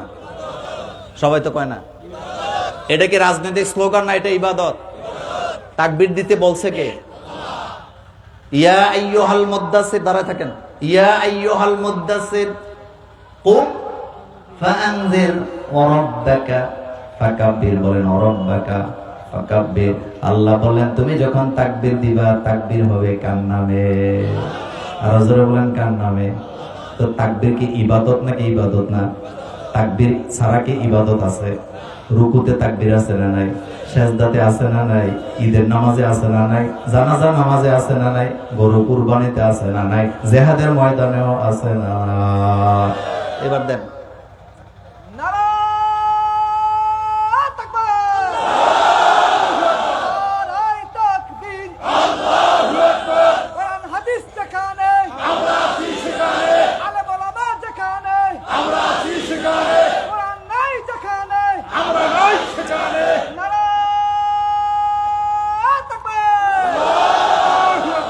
আজকের আমার শেষ কথা, শেষ আলোচনা। আমরা ভারতের ইসলাম মানি না মক্কা মদিনার? আমরা কি পাকিস্তানের ইসলাম মানি না মক্কা মদিনার? আমরা কি আফগানিস্তানের ইসলাম মানি না মক্কা মদিনার? ইসলাম আসছে কোত্থেকে? মক্কা মদিনা থেকে। তো মক্কা মদিনার ইসলামের একটা নমুনা আছে নাকি নাই? মক্কার ইসলাম বলতে আমরা কি বুঝি এবার খেয়াল করেন, এটা আমার শেষ কথা। মক্কার ইসলাম মানে হলো ঈমান আনতে হবে কার প্রতি? আমানতু বিল্লাহি ওয়া মালাইকাতিহি, পড়েন আমানতু বিল্লাহি ওয়া মালাইকাতিহি ওয়া কুতুবিহি ওয়া রুসুলিহি ওয়াল ইয়াউমিল আখির ওয়াল কদরি খাইরিহি ওয়া শাররিহি মিনাল্লাহি তাআলা ওয়াল বা'সি বাদাল মাউত। এটা হলো মক্কার ইসলাম। বলেন সুবহানাল্লাহ। এবার আপনারা আমার সাথে বলেন, মক্কার ইসলামের মধ্যে আল্লাহর প্রতি ঈমানের কথা আছে না নাই? এটা কি মদিনার ইসলাম না মক্কার ইসলাম? মক্কার। এটা কিসের ইসলাম? আমানতু বিল্লাহ ওয়া মালাইকাতিহি। মক্কার ইসলামের মধ্যে ফেরেশতাদের প্রতি ঈমানের কথা আছে না নাই? ওয়া মালাইকাতিহি ওয়া কুতুবিহি, কিতাবের কথা আছে না নাই? ওয়া রুসুলিহি, রাসূলদের কথা আছে না নাই? ওয়াল ইয়াউমিল আখির, আখিরাতের কথা মক্কার ইসলামে আছে না নাই? ওয়াল কদরি খাইরিহি ওয়া শাররিহি মিনাল্লাহি তাআলা, আমার জীবনের ভালো মন্দ যা কিছু আসে সবটাই আমার আল্লাহর পক্ষ থেকে আসে, এই কথা মক্কার ইসলামে আছে না নাই? ওয়াল বা'সি বাদাল মাউত, জীবনে ভালো করি মন্দ করি, খারাপ করি আর নেক করি, সবটাই মক্কার ইসলামে আছে না নাই? হিসাব দিতে হবে কার কাছে? হাশরের ময়দানের বিচারের কথা মক্কার ইসলামে আছে না নাই? আল্লাহ পাক বলছেন ইযা যুলজিলাতিল আরদু জিলজালাহা, পড়েন সবাই ইযা যুলজিলাতিল আরদু জিলজালাহা ওয়া আখরাজাতিল আরদু আসকালাহা ওয়া ক্বালাল ইনসানু মা লাহা ইয়াওমা ইযিন তুহাদ্দিসু আখবারাহা বিআন্না রাব্বাকা আওহা লাহা ইয়াওমা ইযিন ইয়াসদুরুন নাসু আশতাতান লিয়ারাউ আ'মালাহুম ফামান ইয়া'মাল মিসকালা যাররাতিন খায়রান ইয়ারা ওয়া মান ইয়া'মাল মিসকালা যাররাতিন শাররান ইয়ারা। এক কথায় যদি বলি কিয়ামতের কথা মক্কায় আছে না নাই? মক্কার ইসলামে কিয়ামতের কথা, হাশরের কথা, মিজানের কথা, ফুলচাতের কথা, জান্নাতের কথা, জাহান্নামের কথা, ঈমানের কথা মক্কার ইসলামে আছে না নাই? কিন্তু যখন আপনি মদিনার ইসলামে যাবেন, দাড়ির কথা আসেনি, কথা কয় না। চোরের হাত কাটার কথা মদিনায় আসেনি। আস-সারিকু ওয়াস-সারিকাতু ফাক্তাউ আইদিয়াহুমা, চোর যদি চুরি করে ধরা পড়ে, হোক সেটা চোর হোক সেটা চোরনি, উভয়ের হাত কেটে দাও। এটা মদিনার ইসলামে আছে না? না। এবার জানতে চাই, মদ পান করলে 80 বেত্রাঘাত, এটা কোন জায়গার ইসলাম? কথা কয় না। কোন জায়গার ইসলাম? কেউ যদি জিনা করে, বিয়ের আগে যদি জিনায় লিপ্ত হয়, অবিবাহিত ছেলে মেয়ে যদি জিনা করে, 100 বেত্রাঘাত হবে, 1 বছরের জন্য এলাকা ছাড়া করা হবে। এটা মদিনার ইসলামে আছে না? আমার কলিজার ভাইয়েরা, কেউ যদি মানুষের সম্পদ লুণ্ঠন করে মৃত্যুদণ্ড, এটা মদিনার ইসলামে আছে না? নাই। মদিনার ইসলামে কানের বদলা, কথা কয় না, কানের বদলা, নাকের বদলা, দাঁতের বদলা, হাতের বদলা, পায়ের বদলা, জীবনের বদলা, এই কথা মদিনার ইসলামে আছে না? নাই। তাহলে আমরা মদিনার ইসলাম চাই নাকি চাই না? আরো জোরে বলেন, চাই কিনা? কোন দলাদলি নাই, দলবাদ। ইসলামের জন্য আমরা কয় দল? আরো জোরে বলতে হবে, কয় দল? সুতরাং বাংলাদেশে মক্কা মদিনার ইসলাম কায়েমের জন্য কাঁধে কাঁধ মিলাইয়া লড়াই করতে রাজি আছেন মুসলমান? 2 হাত উঁচু করেন, আমার আল্লাহকে দেখায়া দেন।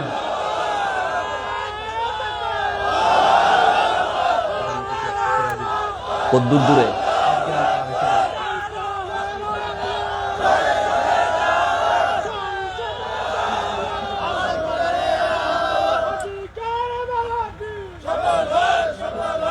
আমার কলেজের ভাইয়েরা, ইসলাম কোত্থেকে আসছে? মক্কা এবং মদিনা থেকে।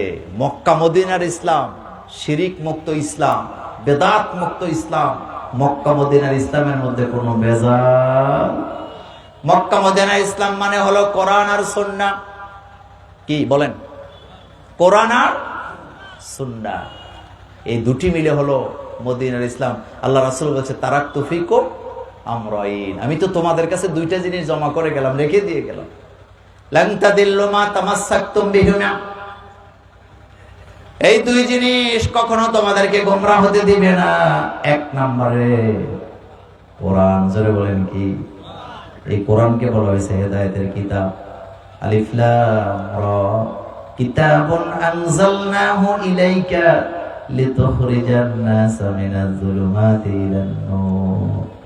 এই কোরআন, নবী আপনার উপরে কিতাব নাযিল করলাম, কিতাবুন কিতাব নাযিল করলাম, আনজালনাহু ইলাইকা আপনার প্রতি, লিতুখরিজান নাসা মিনাজ যুলুমাতি ইলান নূর, যাতে করে মানব মণ্ডলীকে আপনি অন্ধকার থেকে আলোর পথ দেখায় দিতে পারেন। এই আলো পাইতে হইলে কোরআনের দরকার আছে না? আমার কলেজের ভাইয়েরা, কোরআন ছাড়া আলো পাওয়া যায় না, কোরআন ছাড়া জ্ঞান পাওয়া যায় না, কোরআন ছাড়া হেদায়েতের আলো আপনি কোথাও পাবেন না। কোরআন আসছে আমাদেরকে হেদায়েত দেওয়ার জন্য, বুঝাবার জন্য। আল্লাহ রাব্বুল আলামিন আমাদেরকে শিরক মুক্ত জীবন গড়ার জন্য এই কোরআন নাযিল করেছেন। তার বান্দারা যেন সঠিক পথে পরিচালিত হতে পারে, তারা যেন এদিক সেদিক গোমরা হয়ে না যায়, এজন্য কোরআন নাযিল করেছেন কে? রাসূলুল্লাহ কোরআনকে কত ভালোবাসতেন। আল্লাহর নবী কোরআন তেলাওয়াত করতেছিলেন, কোরআন মুখস্থ করতে যাইয়া আল্লাহর নবী জিহ্বাকে উঠাচ্ছেন, নাড়াচ্ছেন। আল্লাহ পাক এটা দেখে বরদাস্ত করেন নাই। নবীর কষ্ট আল্লাহ চায় না। আল্লাহ জানায় দিলেন, লা তুহাররিক বিহি লিসানাকা লিতা'জালা বি। নবী কোরআন মুখস্থ করার জন্য জিহ্বাকে এত বেশি নাড়াচাড়া করার দরকার নাই। আমার জিবরাইল আমিন আপনাকে একবার তেলাওয়াত করে কোরআন শোনাবে, আপনি আমার জিবরাইলের সাথে একবার তেলাওয়াত করবেন, আপনার কলিজার ভিতরে পুরা কোরআন আমি জমায়ে দেব। এই কোরআনকে আপনি প্রথম ওয়াক্ত নামাজের মধ্যে তেলাওয়াত করবেন। অর্ডার কার? কোরআন তেলাওয়াত নামাজের মধ্যে আছে না নাই? প্রত্যেক রাকাতে রাকাতে সূরা ফাতিহা আমরা তেলাওয়াত করি, আর সূরাতুল ফাতিহা মানে পুরা কোরআন। এটা কার কথা?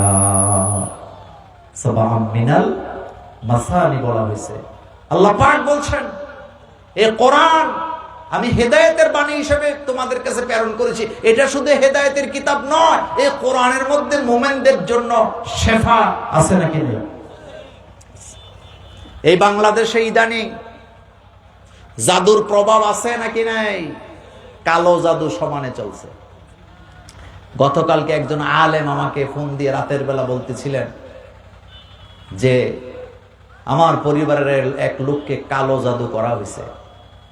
আমি তখন মুস্কে হাসি দিয়ে বলেছিলাম যে ইহুদিরা মুহাম্মদ সাল্লাল্লাহু আলাইহি ওয়াসাল্লামকে কালো জাদু করে, সেই ইহুদিরা মুসলমানকে কালো জাদু করবে না, এটা হতেই পারে না। এই কালো জাদু আবিষ্কার করছে কারা বলেন তো? ইহুদিরা। কেন করেছিলেন? যাতে করে রাসূল সাল্লাল্লাহু আলাইহি ওয়াসাল্লামের ব্রেন এটাকে যেন ড্যামেজ করে দেওয়া যায়। একথা সত্য না মিথ্যা? তাদের জাদুর প্রভাব কতটা ভয়ানক!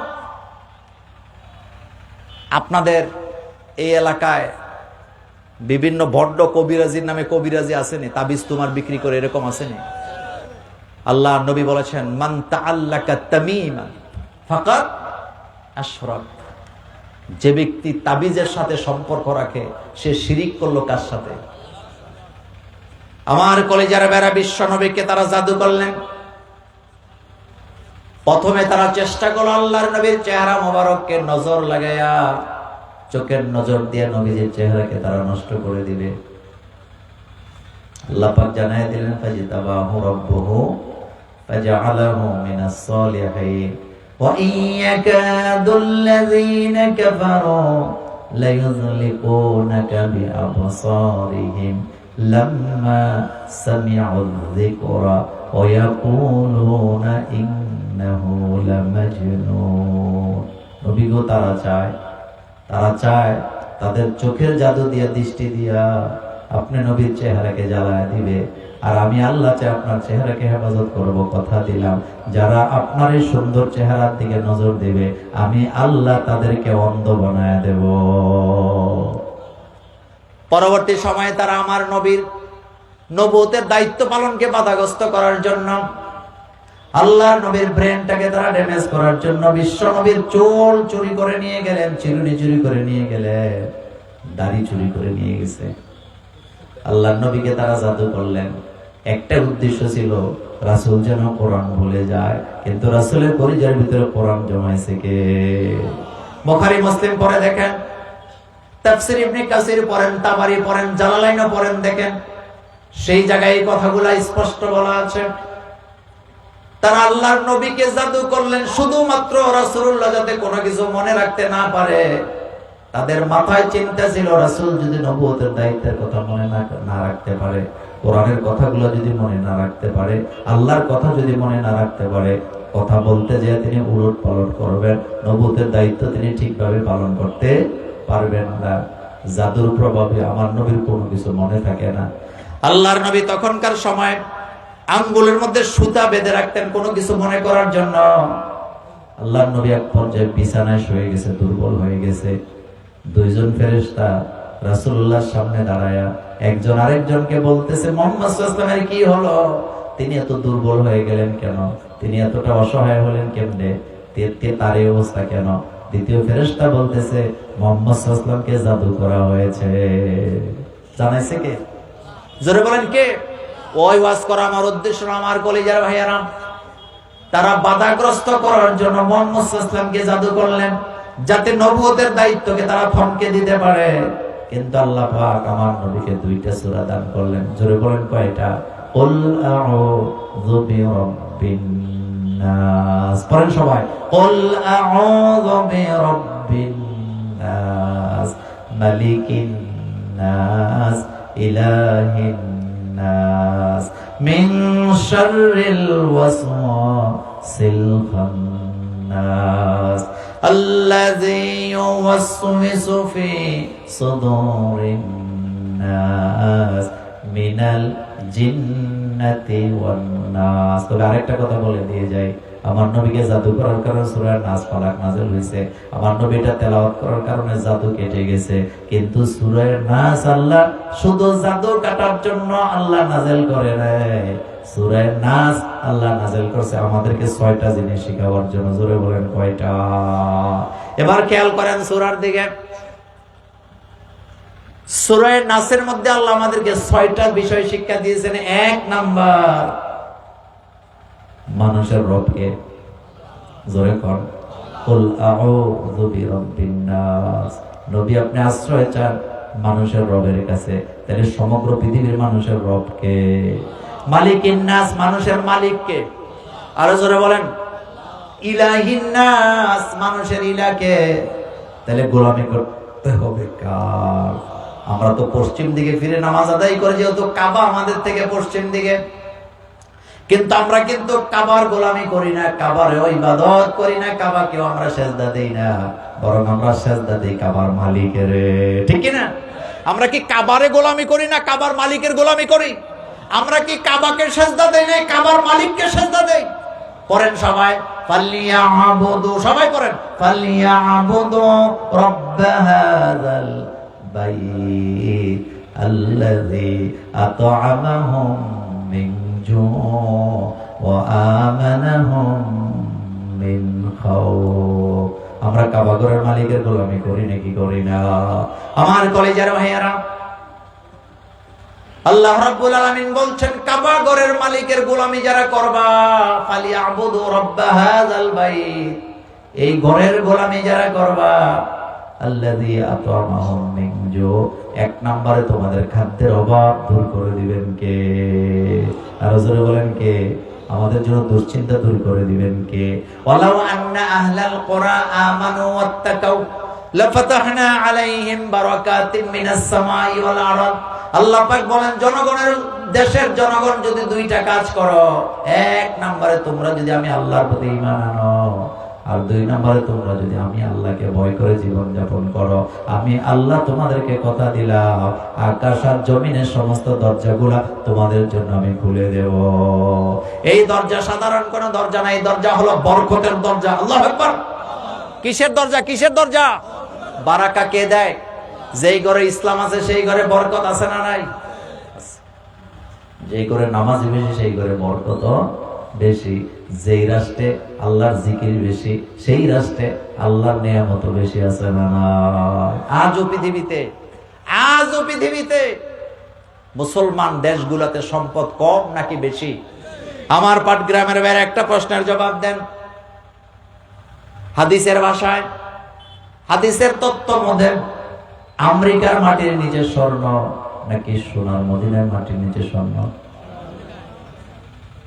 কে রাখছে? আর জরবান কে রেখেছেন? তবে সম্পদ আমাদের লোভ নেই। আল্লাহ যতটুকু আমাদের দেয় আমরা ততটুকু নিয়ে বাঁচতে চাই। মানুষের সম্পদের দিকে আমরা নজর দিতে চাই না, কারণ যারা মানুষের প্রতি জুলুম করে তাদের উপরে আল্লাহর আযাব গজব আছে না? আল্লাহর নবী বলেছেন, তিনটা পাপের শাস্তি আল্লাহ দুনিয়াতেও দিবে, আখিরাতেও দিবে। কয়টা? মনোযোগ আছে? কয়টা? তিনটা পাপের শাস্তি আল্লাহ দুনিয়াতেও দিবেন, আখিরাতেও দিবেন। এক নাম্বার, যারা রক্তের সম্পর্ক ছিন্ন করে, যারা রক্তের সাথে বেইমানি করে, নিজের ভাইকে ঠকায়, বোনকে ঠকায়, ফুফুদেরকে ঠকায়, চাচাকে ঠকায়, জ্যাঠাকে ঠকায়, ভাতিজা বাস্তিদেরকে ঠকায়, এমন ঠকায় না লোক আমাদের সমাজে আছে না? কাতে রেহেম বলা হয়েছে। যারা আত্মীয়তার সম্পর্ক ছিন্ন করে, যত বড় আলেম হোক, যত কিছুই হোক না কেন, সেই লোক জান্নাতে যেতে পারবে না। এটা কার কথা? আল্লাহর নবী বলেছেন, লা ইয়াদখুলুল জান্নাহ কাতে রেহেম। যারা রক্তের সম্পর্ক কাটে, রক্তের সম্পর্ক ছিন্ন করে, তারা আল্লাহর জান্নাতে যেতে পারবে না। দুই নম্বরে নবীজি বললেন, যারা মানুষের প্রতি জুলুম করে। কি করে? এরকমের জুলুম আমাদের এলাকায় আছে না নাই? মানুষের জায়গা জমি দখল করে রাখে, দোকান দখল করে, এটা দখল করে, সেটা দখল করে, নিজের পাড়া প্রতিবেশীর জমিটা, বাড়িটা 2 হাত 3 হাত দখল করে বছরের পর বছর খোটা খুঁটি গেড়ে রাখে। এমন ডাকাইত আছে না? লা ইউহিব্বুল্লাহুল জাহরা বিস-সুই মিনাল কাউল ইল্লা মান যুলিম। আল্লাহ রাব্বুল আলামিন আকুতি মিনতি ঘেরঘেরানি বেশি কথা বলা আল্লাহ পছন্দ করে না। কিন্তু যাদের প্রতি জুলুম করা হয়, তারা যেই কথা আকাশের দিকে তাকায় বলে, সেই কথা ডাইরেক্ট আরশের জমিনে চলে যায়। আল্লাহু আকবার বলেন। কয়টা পাপের শাস্তি আল্লাহ দুনিয়াতে দিবে? আখিরাতে তো দিবে নেই, দুনিয়াতেও দিবে। এক নাম্বার, যারা রক্তের সম্পর্ক ছিন্ন করে। দুই নাম্বারে, যারা মানুষের প্রতি জুলুম করে। আর তিন নাম্বার, যারা সতী সাধবী নারী, নিরপরাধ নারীর প্রতি অপবাদ দেয়। এমন আসেনি? কথা কন না কেন? মহিলার স্বামীটা মরে গেছে, আহারে এই 3 বাচ্চাগুলো নিয়ে কোন রকমের জীবন কাটায়, তার সম্পদ গ্রাস করার জন্য, তার ছেলে মেয়ে সম্পদ মাইরা দেওয়ার জন্য মিথ্যা ধোঁকাবাজি আরোপ কইরা, মিথ্যা অপবাদ দিয়া তাকে সম্পদ থেকে বিতাড়িত করে বাড়ি থেকে বের করে দেয়, অথবা তাকে সমাজে লাঞ্ছিত করে, এমন ডাকাইত আছে না? আপনি মিথ্যা অপবাদ কারো প্রতি দিয়েছেন, আপনি নিশ্চিত থাকেন এটা আপনার দিকে ফিরে আসবেই। নিউটনের একটা সূত্র আছে, আপনি যখন কোনো কিছু ছুঁড়ে মারেন এটা তখন আবার কোন দিকে আসে? আপনার দিকে আসে। আসে নাকি আসে না? আপনি কোনো আলেমকে, আপনি কোনো ভালো মানুষকে, নিরপরাধ মানুষকে অপরাধী বানাইছেন, আপনি যেই কায়দায় যেভাবে অপরাধী বানাইছেন, আপনিও জাতির সামনে সেই কায়দায় অপরাধী হয়ে দুনিয়া থেকে লাঞ্ছিত হয়ে বিদায় নেওয়া। এ ওয়াদা কার? আরো জোরে বলেন কার?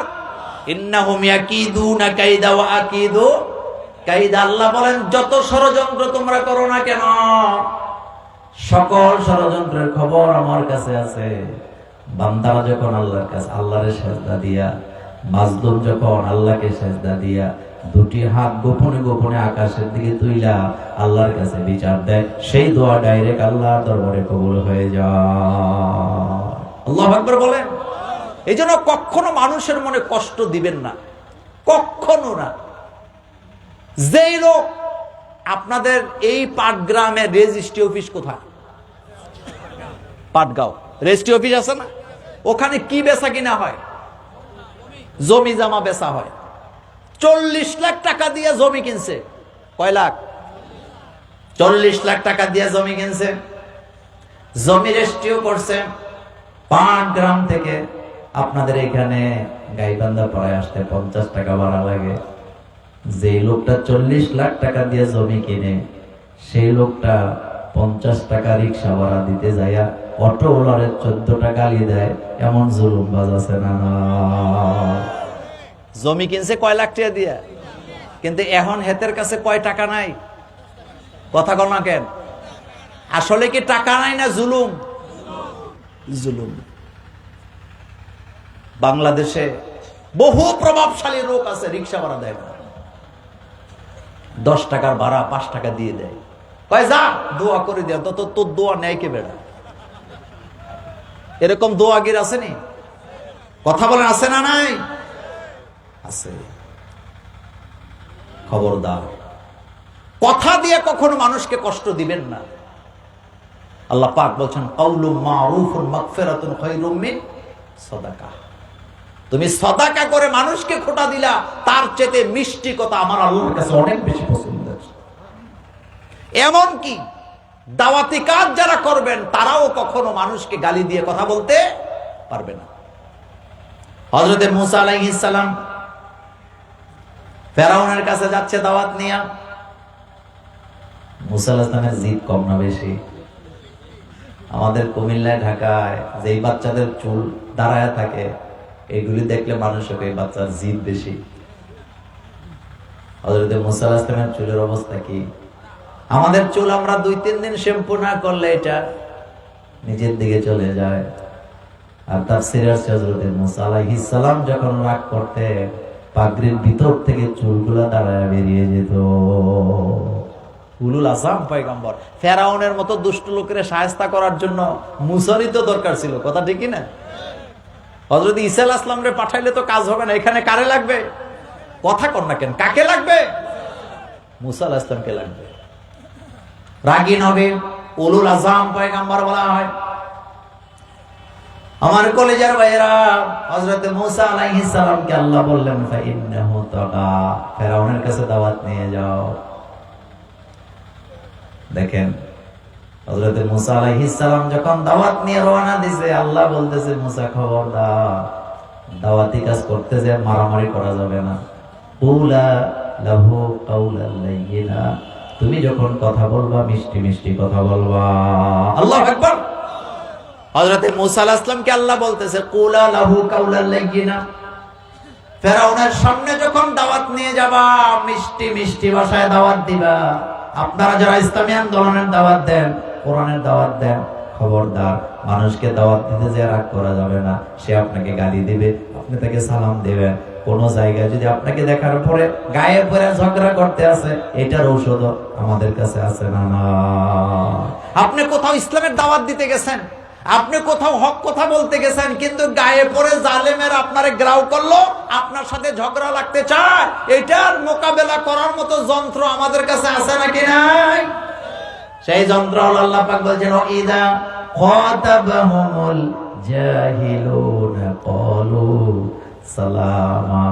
জাহেলরা যখন গায়ে পড়ে তোমার সাথে ঝগড়া করতে চায়, অথবা তোমাদেরকে গায়ে পড়ে ঝগড়া লাগায় দিতে চায়, তোমরা তাদের সাথে ঝগড়া লিপ্ত হবো না, তোরা একটা সালাম দিবা, তাকে বলবা তোরও সালাম, তোর 14 গোষ্ঠীর সালাম।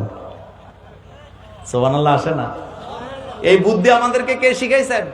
আরো যারা বলেন, কে শিখিয়েছেন? ও ইজা খাতাবাহুমুল জাহিলুনা ক্বালু সালামা। সুতরাং এখন সময় অনেক ভালো, ইসলামের সূর্য উদিত হওয়ার দ্বার প্রান্তে আছি আমরা। আমাদেরকে কথা বলতে মেপে কথা বলতে হবে, যেখানে সেখানে তর্কে লিপ্ত হওয়া যাবে না। আমি আমার কাজ করে যাব, বলেন আমি আমার কাজ করে যাব, কিন্তু আমি কোথাও ঝগড়া করতে যাব না, হামলা করতে যাব না, মারামারি করতে যাব না, কারণ আমাদের সময় কি ভালোর দিকে। আলহামদুলিল্লাহ বলবেন। আমাদেরকে আল্লাহ পাক বলছেন, উদউ ইলা সাবিলি রাব্বিকা বিল হিকমা ওয়াল মাউইজাতিল হাসানা ওয়াজাদিলহুম বিল্লাতি হিয়া আহসান।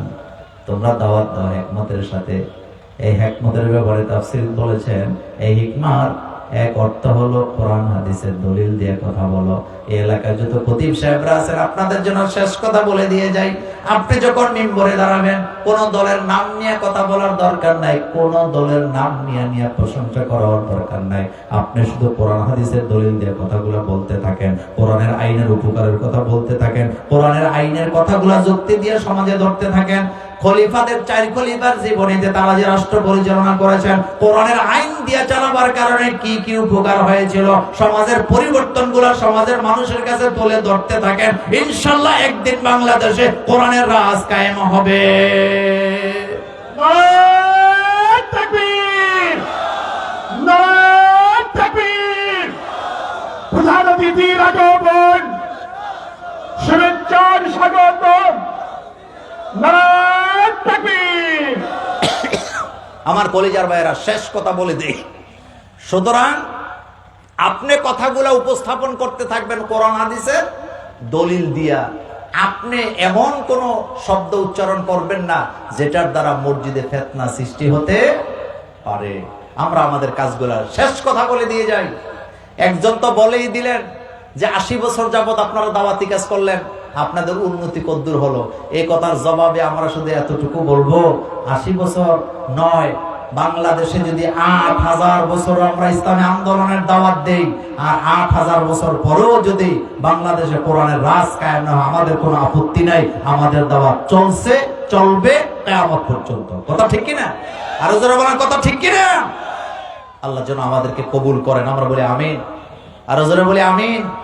আমাদের আজকের প্রধান অতিথি আমাদের মাঝে উপস্থিত হয়েছেন। আমরা আমাদের প্রিয় রাজু ভাইকে আমাদের অন্তরের অন্তঃস্থল থেকে মোবারকবাদ জানাই। এই শীতের মধ্যে কুয়াশার রাতে উনি অনেক কষ্ট করে এসেছেন, আল্লাহ যেন কবুল করেন। এই চেয়ার দেন, একটা চেয়ারটা কই।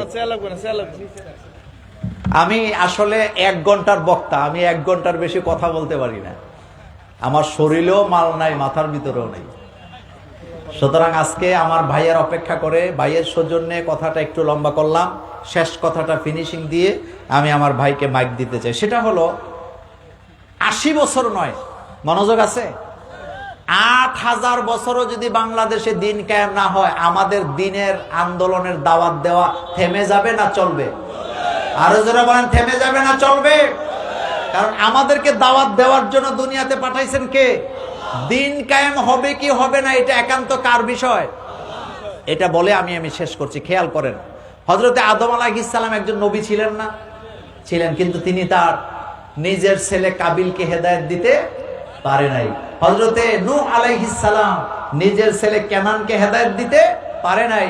হযরতে লূত আলাইহিস সালাম তিনি তার স্ত্রীকে হেদায়েত দিতে পারেন নাই। হযরত ইব্রাহিম আলাইহিস সালাম তিনি তার আব্বা আম্মাকে হেদায়েত দিতে পারে নাই।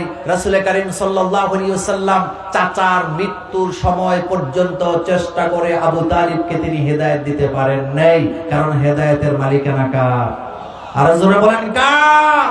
সুতরাং আমাদের দায়িত্ব হলো দাওয়াত দেয়া, হেদায়েত করার দায়িত্ব আমাদের না। আমাদের দায়িত্ব হলো ইসলামী আন্দোলনের দাওয়াত দেওয়া, দিন কায়েমের উপকারিতাগুলো মানুষের কাছে বয়ান করা, কিন্তু দিন কায়েম করে জোর করে মানুষের কাঁধে ইসলাম চড়ায় দেওয়া এটা আমাদের দায়িত্ব নয়। কিন্তু আল্লাহ আমাদেরকে একটা সুযোগ দিছে, এইবার দিছেনি? কথা কয় না, দিছেনি? দিছে। মারামারি লাগতো না, দরকার নাই। জেহাদ লাগবে না, দরকার নাই। তরবারি লাগবে না, দরকার নাই। শুধু ভোট কেন্দ্রে যাবেন, এরকমের কাগজের মধ্যে একটা কি দিবেন? কথা কয় না বাঙালি। এটা দিতে আপনার কষ্ট হইব নি মিয়া? তো আল্লাহ যদি হাসরের ময়দানে কয় তরবারি লাগলো না, রক্ত লাগলো না, মারামারি লাগলো না, শুধু একটা শিল মারবি কোরআনের পক্ষে, এটাও তুই পারলি না, তোর হাতের মধ্যে কি কুত্তায় কামড়াইছিল না? এর চেয়ে সহজ আর আছে? এই সহজ কে করে দিচ্ছেন? আল্লাহ পাক করে দেন। সুতরাং সুযোগ যেন কাজে লাগাতে পারি। আপনারা কি রাগ করছেন? কষ্ট পেয়েছেন? আল্লাহ যেন আমাদের বাংলাদেশি কোরআনের জন্য কবুল করেন। আসসালামু আলাইকুম ওয়া রাহমাতুল্লাহি ওয়া বারাকাতুহু। সুবহানাকা আল্লাহুম্মা ওয়া বিহামদিক আশহাদু আল্লা ইলাহা ইল্লা আনতা আস্তাগফিরুকা ওয়া আতুবু ইলাইক। আলহামদুলিল্লাহ, অসংখ্য মোবারকবাদ জ্ঞাপন করছি আজকের সম্মানিত প্রধান উপস্থিতকে। অত্যন্ত তাৎপর্যপূর্ণ যুগ উপযোগী জ্ঞানবর্ণ আলোচনা আমাদেরকে উপহার দেওয়ার জন্য। সম্মানিত তাওহীদি জনতা, আমরা একেবারেই অনুষ্ঠানের শেষ প্রান্তে পৌঁছেছি। এ পর্যায়ে আপনাদের সামনে আজকে মাহফিলের সম্মানিত প্রধান অতিথি জনাব আনোয়ারুল ইসলাম রাজু ভাই আমাদের মাঝে উপস্থিত হয়েছেন। আজকের মাহফিলের ভাইকে সংক্ষিপ্তভাবে তার বক্তৃতা পেশ করার জন্য অনুরোধ করছি।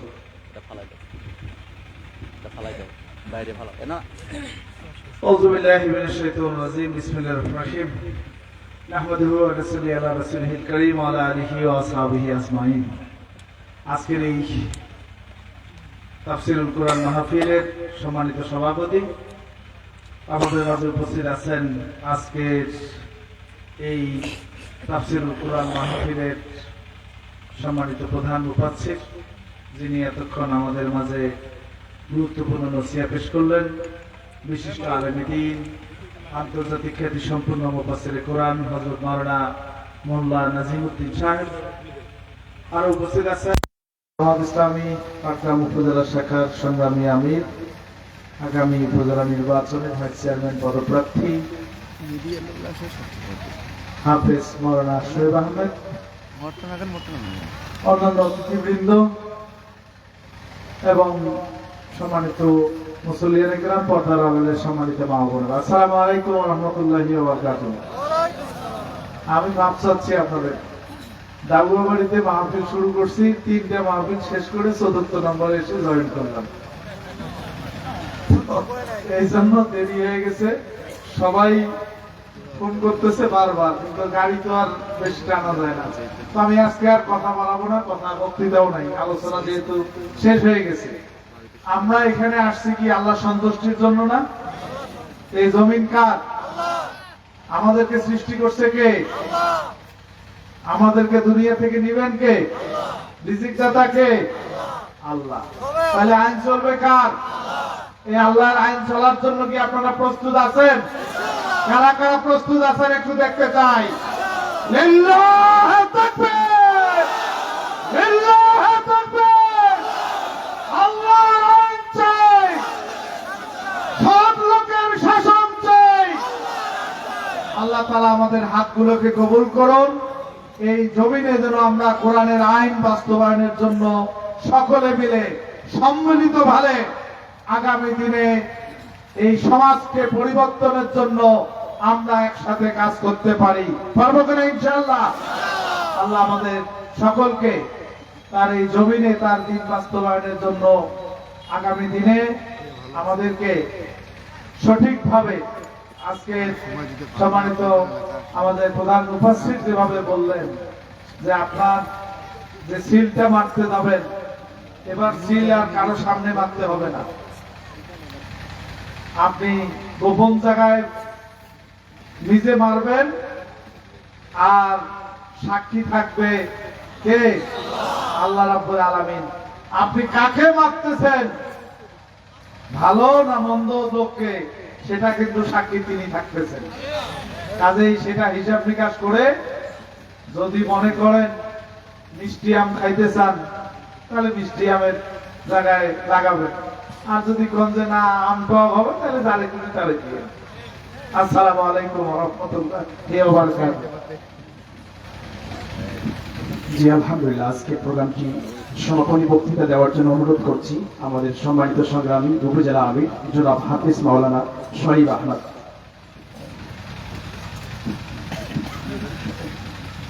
আসসালামু আলাইকুম ওয়া রাহমাতুল্লাহি ওয়া বারাকাতুহু। গাইবান্ধাপাড়া আদর্শ যুব কল্যাণ সমাজ কর্তৃক আয়োজিত আজকের এই বিশাল তাফসীর কোরআন মাহফিল, আমাদের মাঝে উপস্থিত সম্মানিত প্রধান অতিথি পাটগ্রাম হাটিবান্ধা গণমানুষের প্রিয় মুখ আনোয়ারুল ইসলাম রাজু ভাই, উপস্থিত আমাদের মাঝে প্রধান বক্তা জননন্দিত মুফাসসিরে কোরআন আন্তর্জাতিক খ্যাতি সম্পন্ন মৌলানা নাজিমউদ্দিন ভাই সহ মঞ্চে উপবিষ্ট আমার প্রিয় দায়িত্বশীল ভাইরা এবং আমার সামনে আমার ইসলাম প্রিয় দিন প্রিয় ভাই এবং পদ্মার আড়ালের মা এবং বোনেরা, আপনারা এতক্ষণ ধরে কোরআন এবং হাদিস থেকে মূল্যবান আলোচনা আপনারা শুনলেন আমাদের মেহমানদের কাছ থেকে, বক্তাদের কাছ থেকে। আমি আশা করব আজকে যে আলোচনা হলো কোরআন এবং হাদিস থেকে, সেগুলো আপনারা আমল করে আপনারা বাস্তব জীবনে তার প্রতিফলন ঘটাবেন। বিশেষ করে আমানত খুব বড় একটা জিনিস। ইন্নাল্লাহা ইয়া'মুরুকুম আন তু'আদ্দুল আমানাতি ইলা আহলিহা। নিশ্চয়ই আল্লাহ তাআলা আদেশ করতেছেন যে তোমরা তোমাদের আমানতসমূহ আমানতদারের কাছে পৌঁছে দেবে। এজন্য সামনে ত্রয়োদশ জাতীয় সংসদ নির্বাচনে, এই নির্বাচনের ভোট একটা পবিত্র আমানত। ভোট অবশ্যই দেখে শুনি ভালো মানুষকে দিতে হবে। কোনো দুর্নীতিবাজ, চাঁদাবাজ, টেন্ডারবাজ, দখলবাজ এইরকম কোনো দলকে, কোনো মানুষকে আমাদের মূল্যবান আমানত দেওয়া যাবে না। আপনাদেরকে রিকোয়েস্ট করব, ভালো মানুষ, ভালো প্রার্থী, ভালো মার্কা বেছে আমাদেরকে আমাদের আমানত প্রদান করতে হবে। আপনাদেরকে সবাইকে ধন্যবাদ, মোবারকবাদ এবং কৃতজ্ঞতা জানিয়ে সবারই উত্তরোত্তর মঙ্গল কামনা করে আজকের আমাদের প্রধান বক্তা অনেক দূর থেকে এসে নজিহা পেশ করলেন। আমাদের এই যুব সংঘের পক্ষ থেকে আমি তেনার জন্য দোয়া কামনা করছি। আল্লাহ রাব্বুল আলামিন যেন ওনার কণ্ঠকে আরো বলিষ্ঠ করে দেন এবং সারা বিশ্বের জন্য যেন কবুল করে নেন, ইসলামী আন্দোলনের জন্য যেন কবুল করে নেন, এবং আমরা যারা মঞ্চে আছি আমাদেরকেও যেন কবুল করে নেন। আমরা আমাদের সামনে যারা আছেন, আমাদের মা বোনেরা যারা আছেন, সবাইকে যেন ইসলামের জন্য কবুল করে নেন। সবাইকে ধন্যবাদ। আসসালামু আলাইকুম ওয়া রাহমাতুল্লাহি ওয়া বারাকাতুহু। আজকের ওয়াজ মাহফিলের এখানেই সমাপ্তি। সুবহানাকাল্লাহুম্মা ওয়া বিহামদিকা আশহাদু আল্লা ইলাহা ইল্লা আনতা আস্তাগফিরুকা ওয়া আতুবু ইলাইক। ربنا ظلمنا أنفسنا وإن لم تغفر لنا وترحمنا لنكونن من الخاسرين. ربنا لا تزغ قلوبنا بعد إذ هديتنا وهب لنا من لدنك رحمة إنك أنت الوهاب.